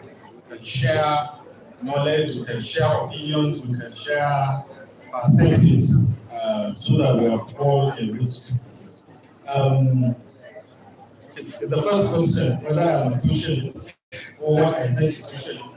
Okay, I smiled and laughed because the question is loaded. However, this is the point I always make when it comes to ideology.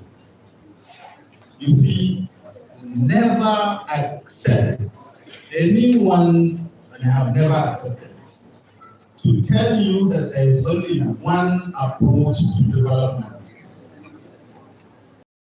Capitalism is also ideology.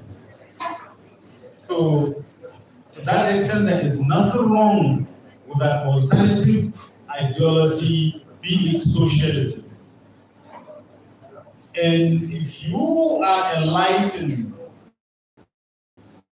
as a capitalist, you would know that it is also in your enlightened interest to be socialistic in some instances. But to defend socialism, and if by that you mean how do we distribute our income, our wealth, should it be in terms of who can afford or who needs it? Then I will tell you that all of us here, by John Rawls' philosophy, the question of Bello of ignorance, are indeed socialist, because we will all believe and accept that we should take care of the least. All me socialists, I am not. All me capitalists, I am not. But I am eclectic in my thinking. Things work differently in different circumstances, and that's why China is taking over the world. Don't be an ideologue. Simple. But I'm closer, way closer in my foundation at the basis to socialism. And all of us are believe it or not.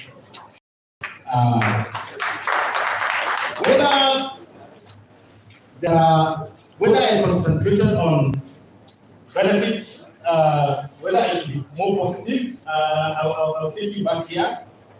I know it's an academic discourse, so I tax and why the reform is justified. So that is positive enough.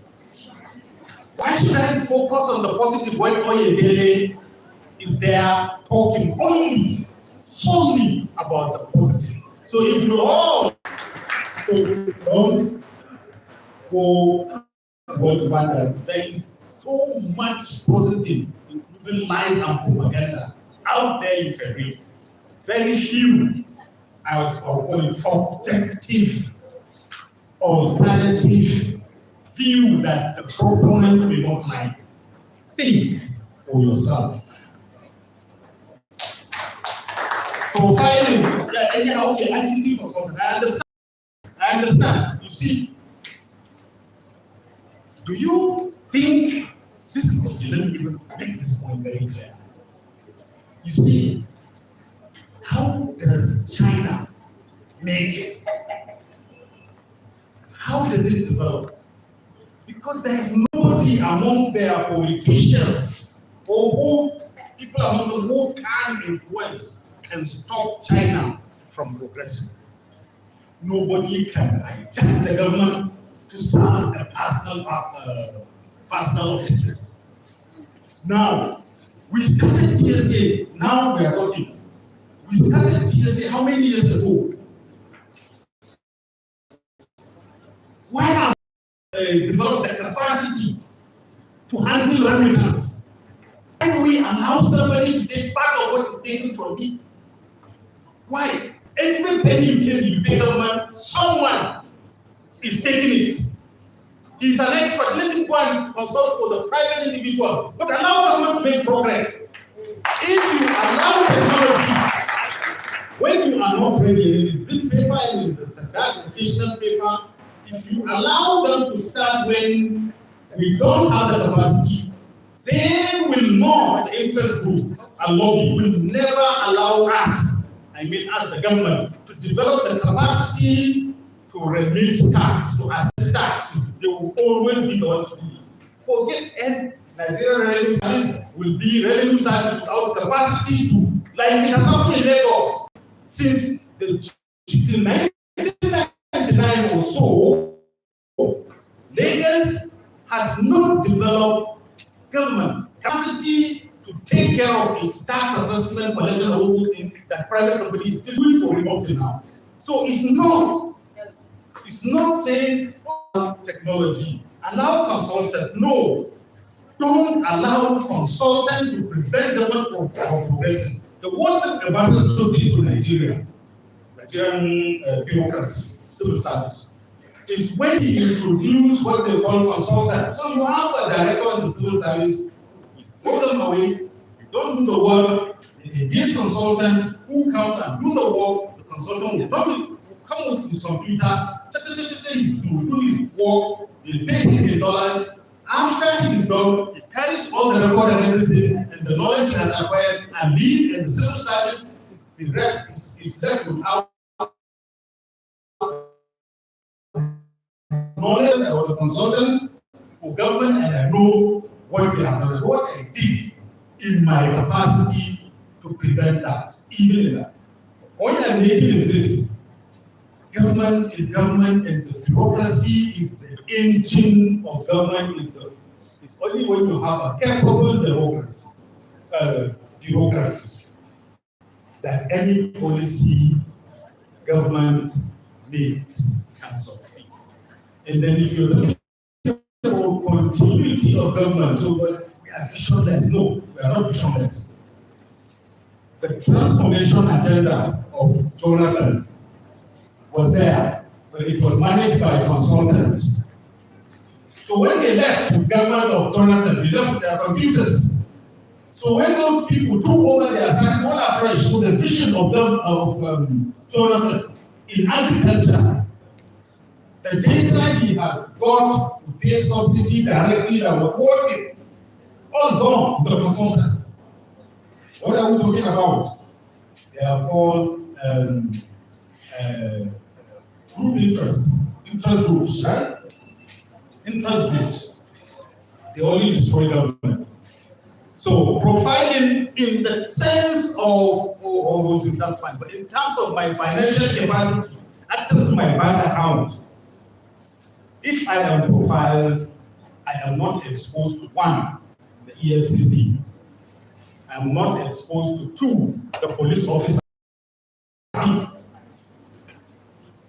In the context of the situation we have, why should anybody have access to my bank and transaction details? They know I sell my farmland, what do they follow me home and take it? Among them, police officers. So what are we talking about? In this context, profiling good? No, profiling bad. Financial. Yeah, you can call the proponents, where they make a come here and give you beautiful speeches, but this is what he will do. And listen to all his speeches. His speeches will never touch on the things that I touched. He will tell you we intend to do this. This is the situation. This is what we want to do. This is the situation. Is this not how we have received you what we want to do? 3 years into his administration, you say what we want to do. What we want to do. What are you doing? What are these? All these things, Oyedele will never speak about them until you bring them up, and then he will reply you with a lie. I will tell you one lie. Apart from what I have just told. When they say this VAT distribution will favor Lagos, and then he went and collected, it's in our last paper, he went and collected data on consumption, GDP data on consumption. So GDP C plus I plus C plus X by XM, collected by NBS, he collected the consumption data, and he said, based on consumption, this is what will happen. What are the lies? 1, the derivation is not defined in terms of consumption. 2, they will never allow consumption data to be used for revenue distribution. Why? Because that's why we cannot have population. Population principle of distribution. That's why once you want to do census, everybody will be suspicious of one another, everybody will want to say it is more popular. Why? Because the revenue is involved. Is it now you want to bring population and consumption, GDP data? Then we will never know truly our GDP. So NBS will not allow, the central bank will not allow, even Ministry of Finance will not allow consumption, GDP data, any of its elements to be used for revenue distribution. So if I am asked that question, and I went to use that, which I know will never happen, and then to portray that because consumption is X, Y, and Z in this place, they will even get more revenue. He came out to say, in fact, Lagos will even lose. Just so that he convinced you to support it. So enough for the positive and the propaganda. My job as a public intellectual is to pass. I feel I know how to. And when I find it, I proclaim it. So I'm proclaiming everything I say here. I'm convinced that's what it is. But it's also something everybody has the same right. Yeah? So it's debatable. Everybody should go and do their own and compare. Tech fund, what are the implications of APU? We can write a thesis on that, but what comes to mind quickly is this. You know, if they agree, like VAT is increased, then what will happen to APU? You pay those services, so more expenditure. Forget that education really is exempted. They are talking about goods. But when you build this house, this simply because it is education, blah, blah, blah, it doesn't mean it's exempt. They will still pay that. If you pay VAT, you pay that. Yeah. So this exemption doesn't mean on the things that you buy. If they are paying VAT on this, because it has more to do, you still have to pay. So you will pay more. Now, I will not say anything about if government gets more money, will you get more funding. Start from 1980, count how much more government has got. And start from 1980, count more how much ABU has received. ABU has increasingly been receiving less and less. And if you check the real terms, that is deflated for inflation, then it's even going to be worse. Why? In the 80s, we could pay for this. That's the real, I'm not talking in real terms. In the 80s, we could pay for this. The government continued to increase to get more revenue. Even in the 3, 4, 5, 6 years ago, our bill was less than 100, yeah, thereabouts, and we could still pay for several months within what they give us, for instance. But now, within what they give us, we can't pay for 1 month. So, I want to tell you whether you can have an informed confidence that if government gets more money because of the tax bill, they will also pay universities. In fact, on the contrary, we know they want to privatize and make universities independent. These are from various policy statements of politicians, government appointees, and even governors. So, implication for ABU, we can spend the whole day talking about it, but I don't think it's net positive. I don't think it's net positive. What do we do with the politicians? Not to be like them. Not to be like them. Not to be like them. That's this what I do. Do not copy them. Do not want to be like them. Do not learn from them. That's the best thing to do. And yes, you have the power, if they have, within democracy, to vote them out. I understand your question is rhetorical. You made the point, I understand. Wealth confiscation or tax reform. You see, no, it's not wealth confiscation, it's not. But for some people, let me tell you, this tax law is a weapon against the system to support it. Who are making promises of the contingent to support it? Who are collecting money from their bosses to attempt it, to support it? It will come back to haunt them because as a politician, the only permanent thing is interest. So someday you will fall out with the same process you are supporting today. What will happen? They use the same law to deal with you. The president that you have given power to exempt your profit or your money from taxes will not be the president you supported. You are making a law for what's the word? For eternity, forever, for hundreds of years, not for this particular. You are making law for a generation to come. So I think those are the questions I picked.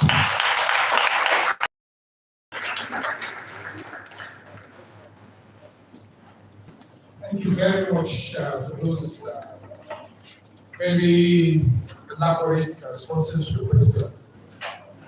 I believe we did justice to those questions. Do we still have more comments? Question. No, come. Yeah, that's the last. Madam President.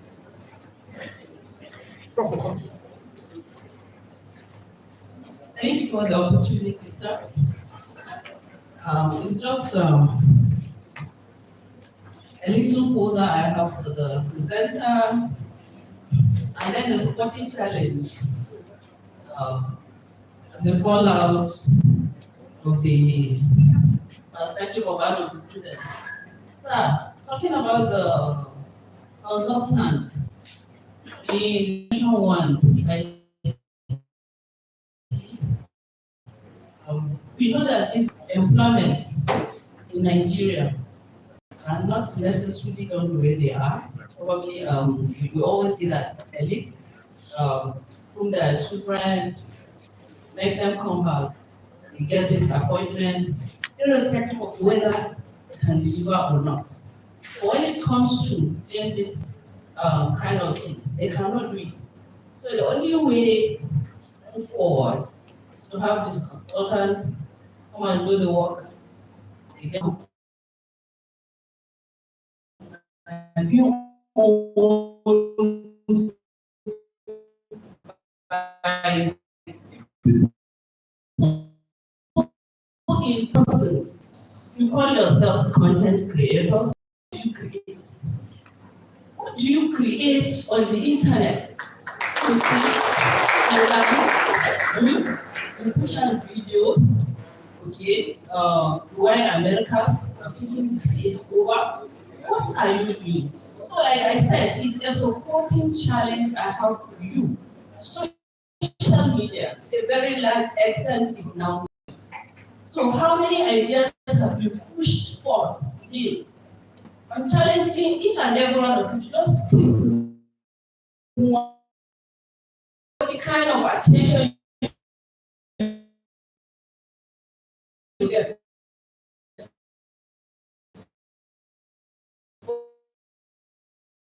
But do not be like the Daniel Wallace.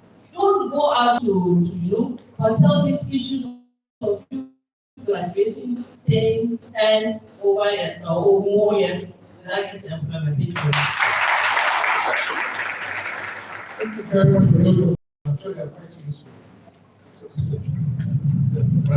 Thank you, Mr. Chairman. I just want to learn my voice. Yeah?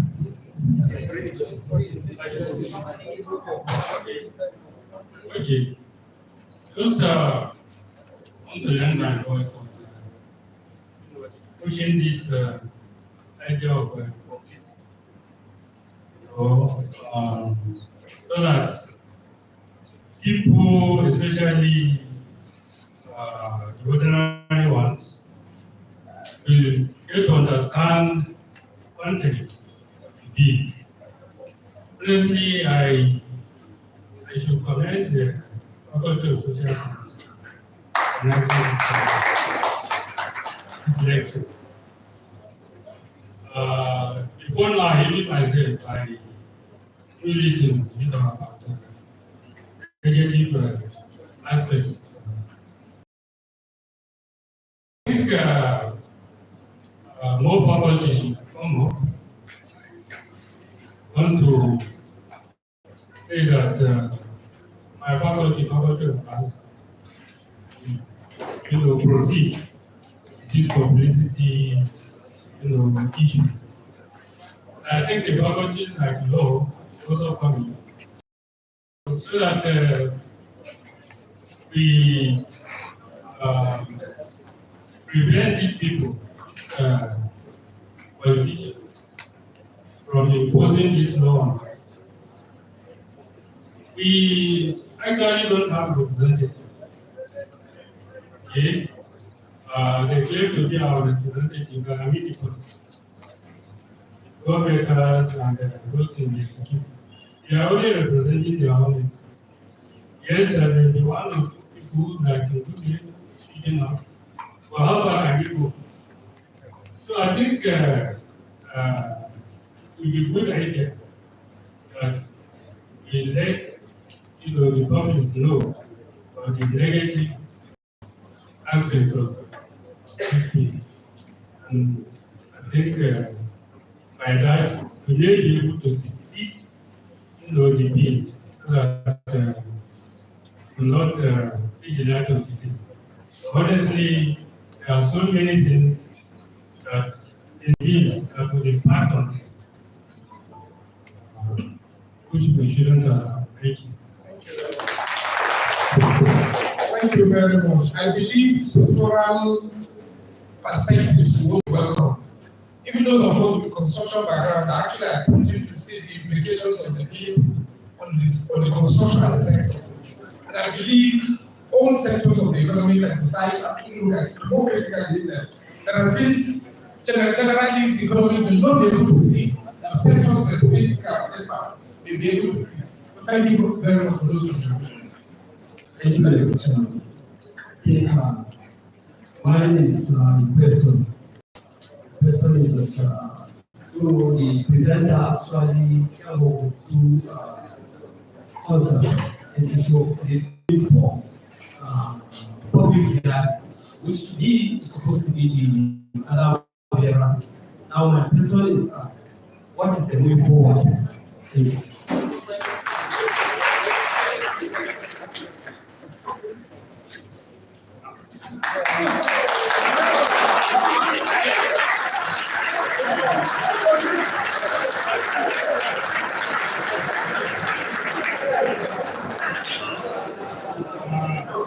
Actually,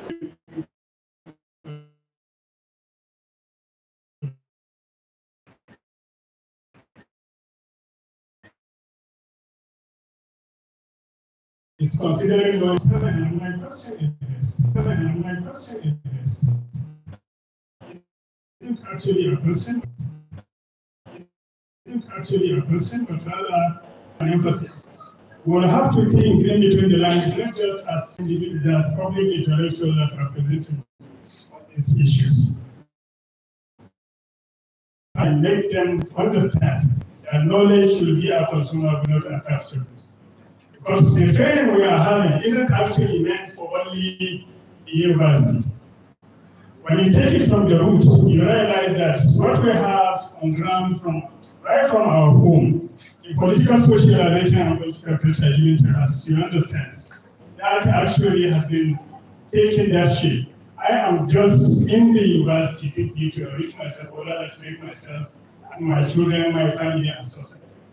And that is what actually I'm really happy to understand how things should be better. Thank you very much. Let's let us we'll come back again if time permits.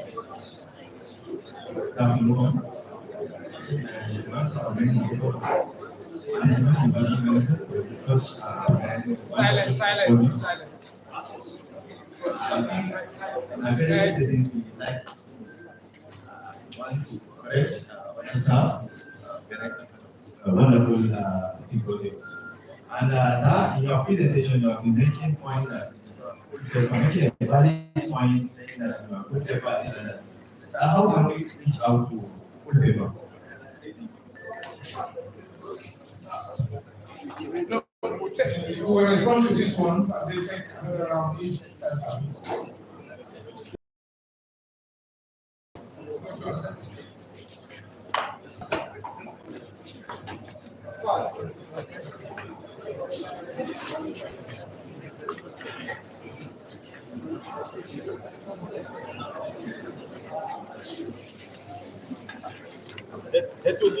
Thank you very much for that beautiful answer.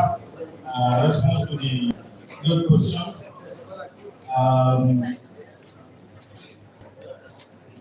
The publicity issue, I like that people are making the point that these issues should be passed on, not for us to consume alone, but also to pass. Consultants can do it. Whoever knows that. Consultants can do it. Whoever knows that. When the issue of Remita started, we could do better. They had the technology, they had the payment system that could do better.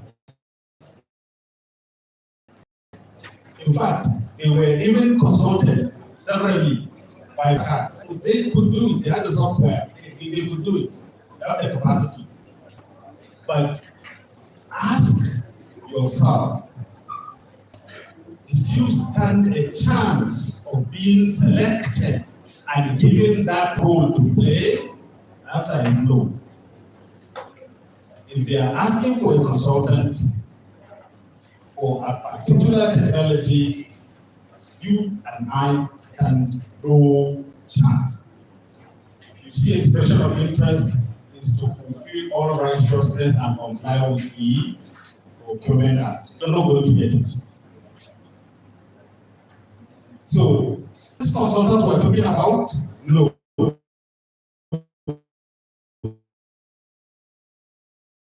Those of us who can remember.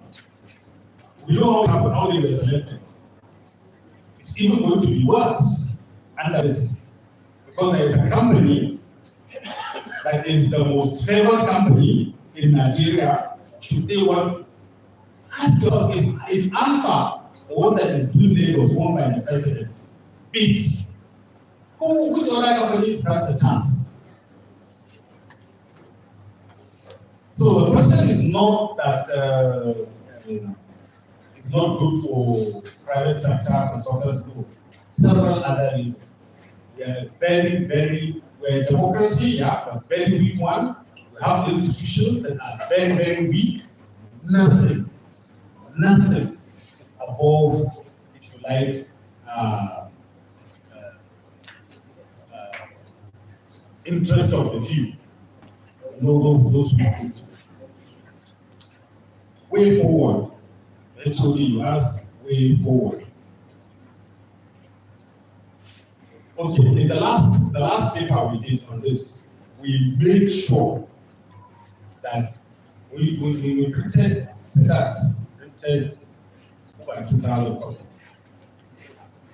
And apart from sending to everyone that matters, soft copy, that delivered hard copy to their office and received acknowledgement. So it was not only doing it for cleansing, no, doing it to cause changes. And we have seen the effect. This one is the same thing. That's why it is not in circulation yet. It is very low form. It's a complete paper. But there are a lot that we need to add. And this public hearing, that you mentioned, I guarantee that each and every one of the senators and House of Reps will have this paper. In Senate, that's what we do. All of them, right? Yeah. So yes, it's definitely going to have impact. Whether it works, but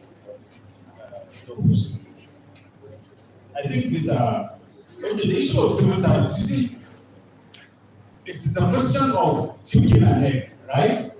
But I know the civil service. I have worked with them. Well, like I said, when I was there, 90% of the job was done by a consultant. So you have civil servants who could not do the job. Some of them who could do the job, but they are not given the opportunity to do the job. So these politicians, when they come with their consultants. And the civil servants there, some of them assistant directors, some of them they are not involved in anything. And then by the time the consultants leave, the civil servants have no record of what has happened in that office, and that is it. How did it happen? Go back to history. It wasn't like this until Ambassador came. Ambassador came, he started it, and it got worse by each government. Every government that comes, they come with their own consultant. When are we going to have capable, strong, effective, and efficient public service? So if you go to public service and you see people doing nothing, they're only waiting for the budget to be passed so that they can collect the money to create, they can go and get their certificate. That's all that is there for them apart from their salary, waiting to be promoted after every 2 years. That's what our civil service was done by this phenomenon called consultant. So I don't support consultancy in government except where the skills are not there and where the skills are. What is happening in the central? Have you read this? Things are happening that there are consultants who are not allowing the directors to work, who are paying. It's because everybody has it, right? I've seen it here. I'm saying What is happening? Is that the way to move forward? After training people, and then in other, every training you know is available in this world. You are economist, the central bank, you want to go for it, central bank will last. Since so they have paid for it and you have no reason not to go. These are the people they need of, thousands of them. To bring private sector practitioners, is that the way to build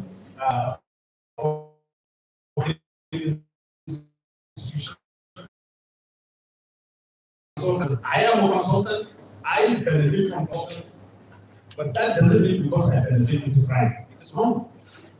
So allow the civil service to go. Thank you very much.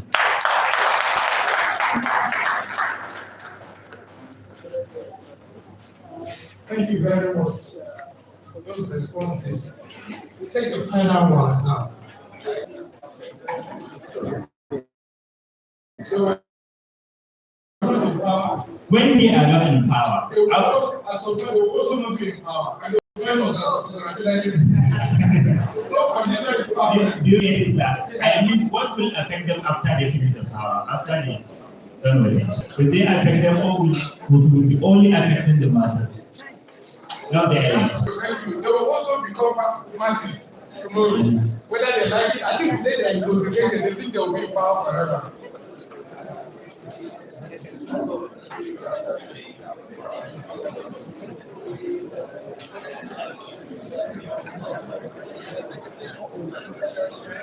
Thank you for having me.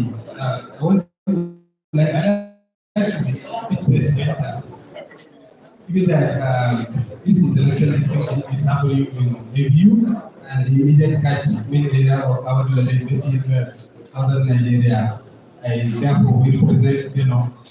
And we know that the north faces so many initiatives, either for the insecurity, out of school children, the issue and the rest. And then now, the little money we are getting, they want to squeeze it out of us. So, what will happen to the north? What is the way forward for the north? I think that's the first question I have. And then, of course, there's also a fear of over budgeting, just like what happened in Brazil, Sao Paulo. Now we have local budgeting that's happening in the north, and there's fear of over budgeting. And I believe that this tax reform may squeeze some money out of people.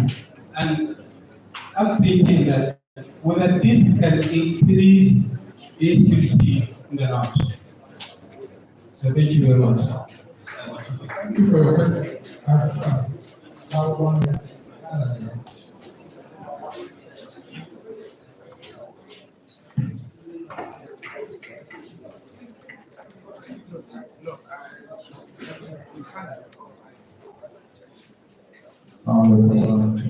I'm here to Osman Bani, the staff of Ahmadu University, Zaria. I would like to make a comment, and I would like Prof to elaborate more on that. Strongly believe, based on his experience, he will know much more about what I'm going to say right now. Back then in 2017, I was opportunity to work with one consultant company, tax consultant company, and the name Byteworks Technology Solutions.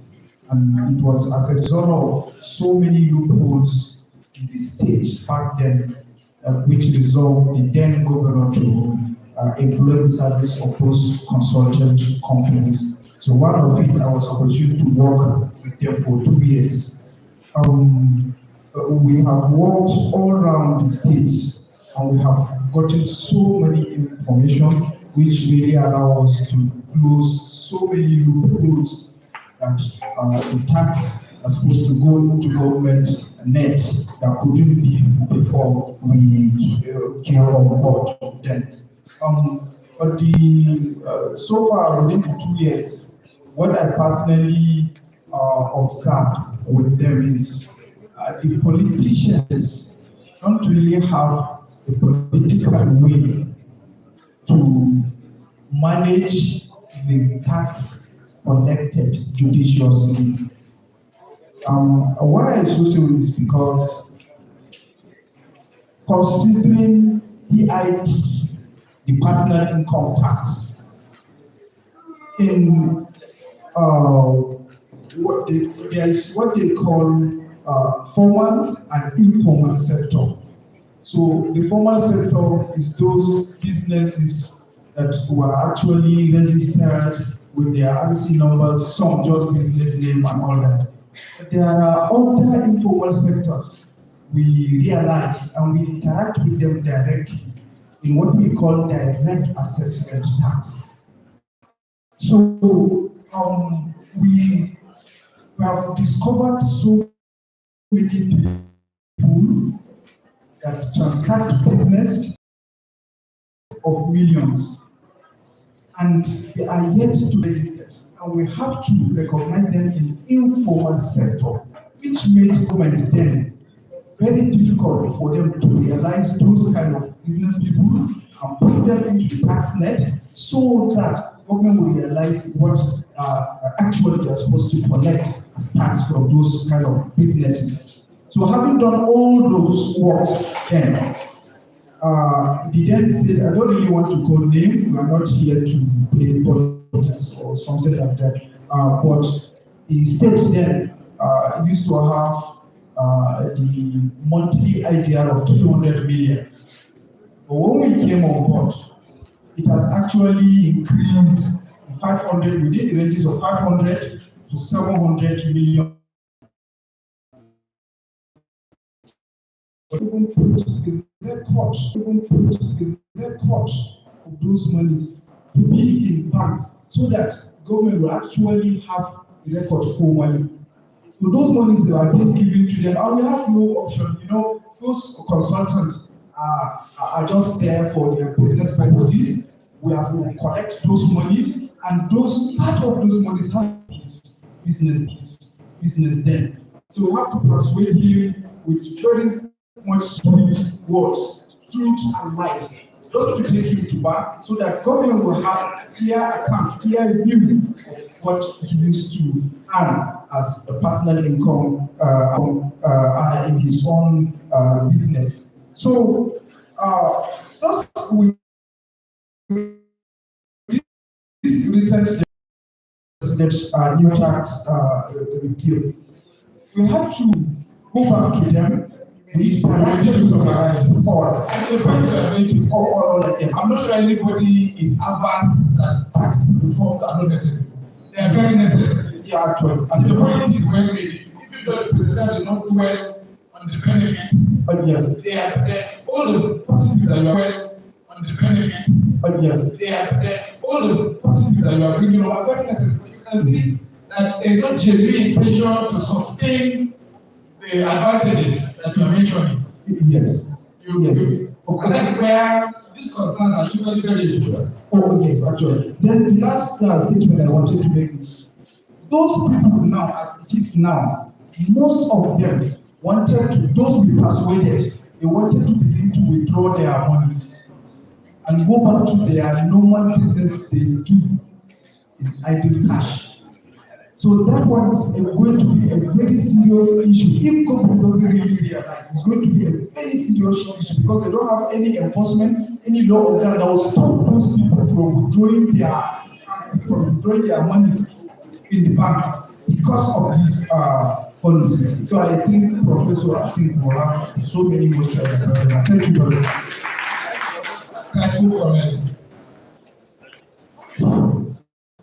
Thank you so much, Comrade. Lecture. I want to take up the challenge of the chairman who said that we also introduce other perspectives to this.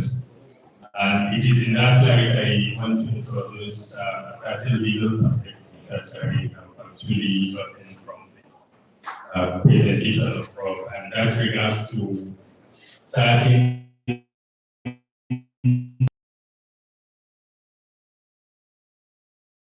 the president given a right by an act of the National Assembly, unrestricted rights to actually amend.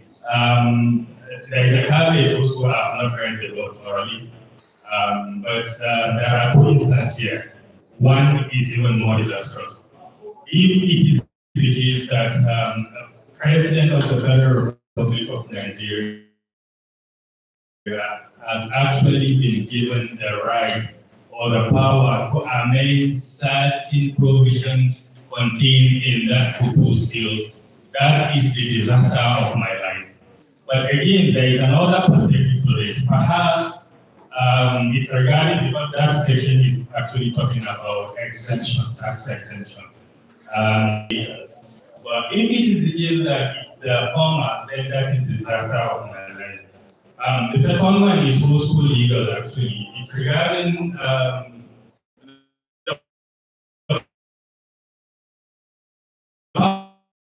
the chairman has made. You see, this paper is not in any way saying that the reforms, the laws should not be reformed. To the contrary, I started by justifying why law needs to be reformed, needs to be simplified, needs to be modernized. That's the first thing I started talking about. However, a law important as this that tramples on your personal liberty, that is capable of, look, what do we do in this earth? What do we do in this earth? You live.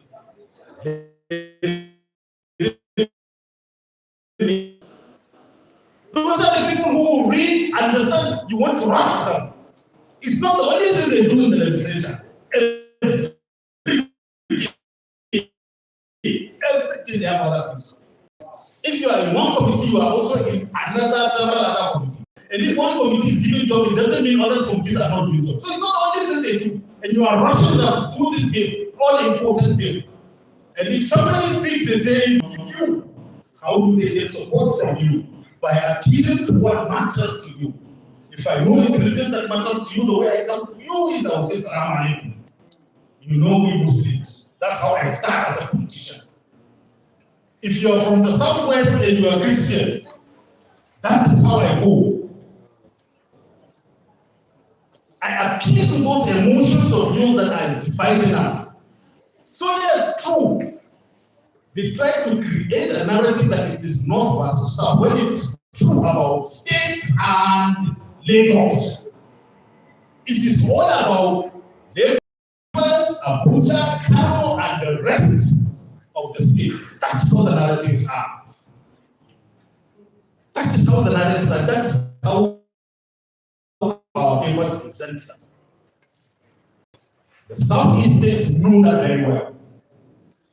They are consumers, but by these laws, they are getting less of the fact that people residing in the Southeast are paying.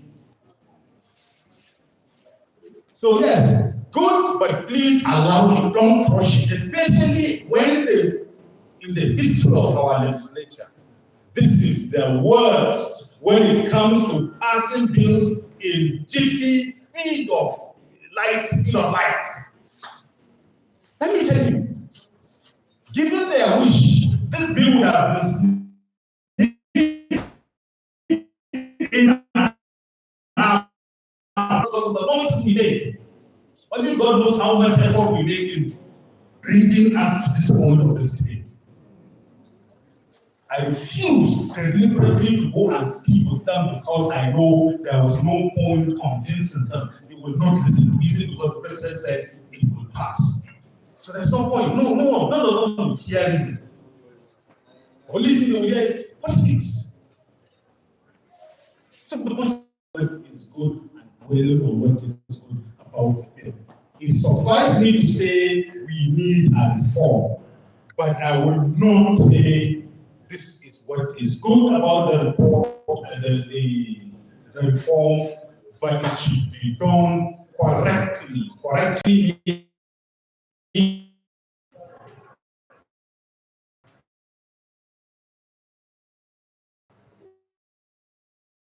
informality.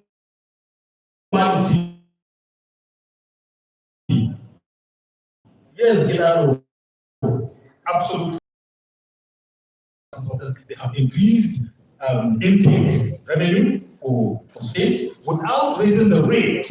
They did not need to raise. See, Mr. President in his campaign said, and I know my people here will know how much I sold that to them. He doesn't have to, you don't have to raise the tax, expand the base, the net. That's what he was saying. The net. He said, even if it is him who is not paying, he should pay. He should be asked without what the president said. Why are you raising the rate? Why are you raising the rate now? You haven't finished this because of informality. You could actually bring in more people into the tax net and get higher revenue than to be the lazy one and say those who are paying, who we can catch, who we can force to pay, let's raise it and force them to pay. Those people who are discouraged by your phone policies to take away their, thank you for that, to take away their money from the banks, they are even going to do it once. If they now know that the bank will be reporting their transaction, see how business works. You have a capital of 20 billion, you buy things for 20 billion, you go and sell it for 21 million, it goes back into the bank, and then you collect it again, you go buy 21.5 million, you get it, your profit is small, the capital is going back and forth, and then the bank, after fourth transaction, will just send it to the taxman. If the taxman is angry because he's paid minimum wage, yes, how much will the taxman be paid? When we were in this committee, ABO, Kaduna State Tax Committee, the same tax representatives were complaining how much tax they were paying compared to what we were paying.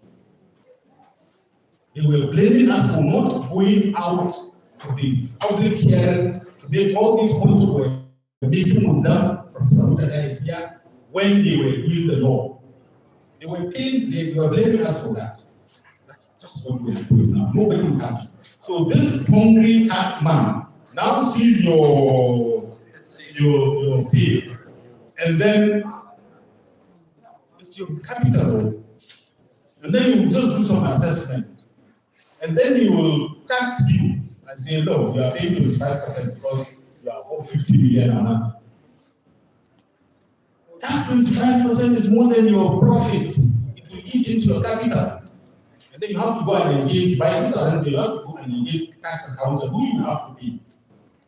And then in the process, he is tired, he has assessed, it has been finalized, and then he come and distrain you. And then 14 days you are struggling, he will sell off your house. Is that the way to go? No country in the world now to allow this. The law clearly, Barrister, it's not final. This I will give you so that it will guide you to the point and go and check the law properly, so you can make also you can give them the legal perspective. By the time you are done, they have sold your things. If you know anybody who suffered this hurt thing, they sell your asset. Maybe it's a truck of 50 million. They will sell it. If you are going 50 million, the next person they will sell to is related to them. In fact, they are married. They will sell it for 10 million or 15 million, just enough to pay off whatever legal debt you are owing, and then that is it. You have nothing. That's the end. What does it take to get permission from any church, high court church? What does it take? 15 minutes? 1 hour? They will give permission. That provision that you sell it after 14 days, you will need court permission. It's nothing in Nigeria. Weak institutions. It's nothing in Nigeria. So what point are we saying? Sometimes, because they whispered tribe, religion, and region to you, you should also listen and investigate. When the other person they say is your enemy, is also talking from, he may make you see things from a different perspective. He may actually be protecting you. Thank you very much.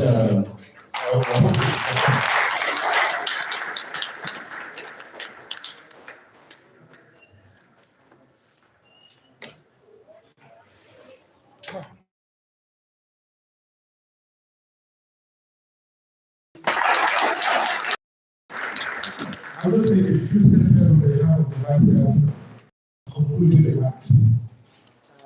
The first is to once again congratulate the faculty for reviving these discourse sessions. Please let this not be the first, let it not be the last. And I'm sure we have topics for subsequent engagement. Somebody asked about regionality and with the attendant effects on our capacity on agriculture and other aspects of our lives. I think it's a useful thing for us to continue with these debates. The second is to assure the university community that the university will give this some publicity to ensure that the wider society, know that we are making efforts. And so this definitely will be given the required publicity. And like the head of mass communication advice, there are better ways. She has talked about very creative ways of getting some of these things in the wider society. You are all on social media, and by the time you pick up one point, make a few comments on that point, and share it. There are multiple points, more than 50 different very cogent points that Professor Dada has made. Just give one at a time and say a few things about it, and let's get it going. There are many ways we can get this message in the public space as our contributions to the national debate. Undoubtedly, given the tendencies of our political class over time, they failed in every aspect of responsibility of government. So they are not responsible, it's not fair for them to transfer all the money onto us. We should be able to use this opportunity to ask questions. And we have already started asking questions. The second part I thought I should also mention is the collaboration between faculties.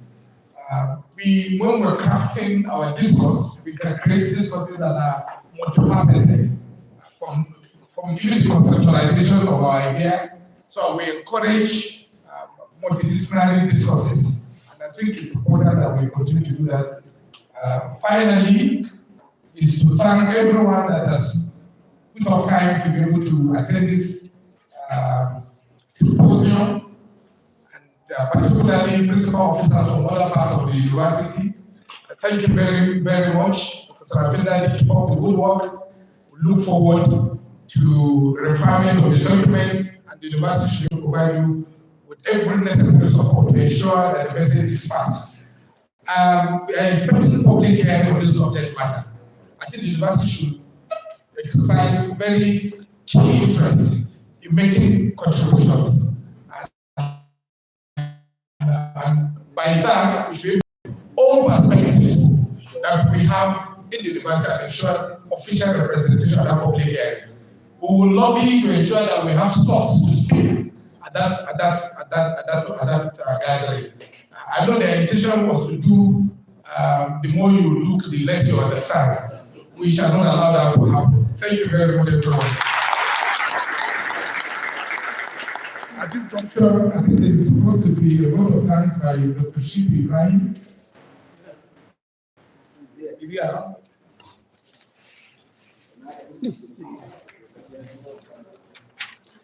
Good afternoon. On behalf of the Faculty of Social Science Seminar and Symposium Committee, I want to extend our heartfelt gratitude to the Vice Chancellor, the Deputy Vice Chancellor, especially the Speaker, for gracing this occasion, for accepting our invitation, despite their very busy schedule. We appreciate your presence. I also want to use this medium to thank the University and Public Affairs for effectively covering the event. Those online have testified to the clarity of the visual and the audibility of the audio. So So we thank you very much for the work well done. And to also our students and staff of the university community, thank you very much for attending this event. And also I want to use this opportunity to say that this symposium is the first of its kind in 2025, and we have several more, at least we have 5 more to come this session. So we invite you to look out for the announcement of this symposium. And when the time comes, we'll make sure we effectively communicate in time to the general public. By this, I want to thank you very much for attending this occasion, and I wish everyone a safe return back to your destination. Thank you.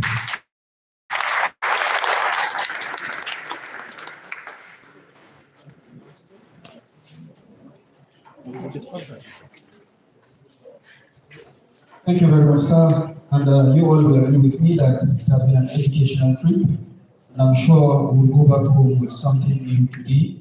And there are a lot of take-home messages on that presentation, which subsequently will trigger other discussions. And quickly, a special announcement. By next week, Tuesday, the Department of Political Science also has another departmental symposium titled Public Policy and Agent Interests, which Dr. Shamsuddin Usman, former Minister of National Planning, will be the presenter on that day. So each and every one of us is expected to be there, as a lot of issues regarding Nigerian policies are going to be raised. And quickly, the closing prayers. Please be within 30 seconds to pray according to the dictate of respective faiths.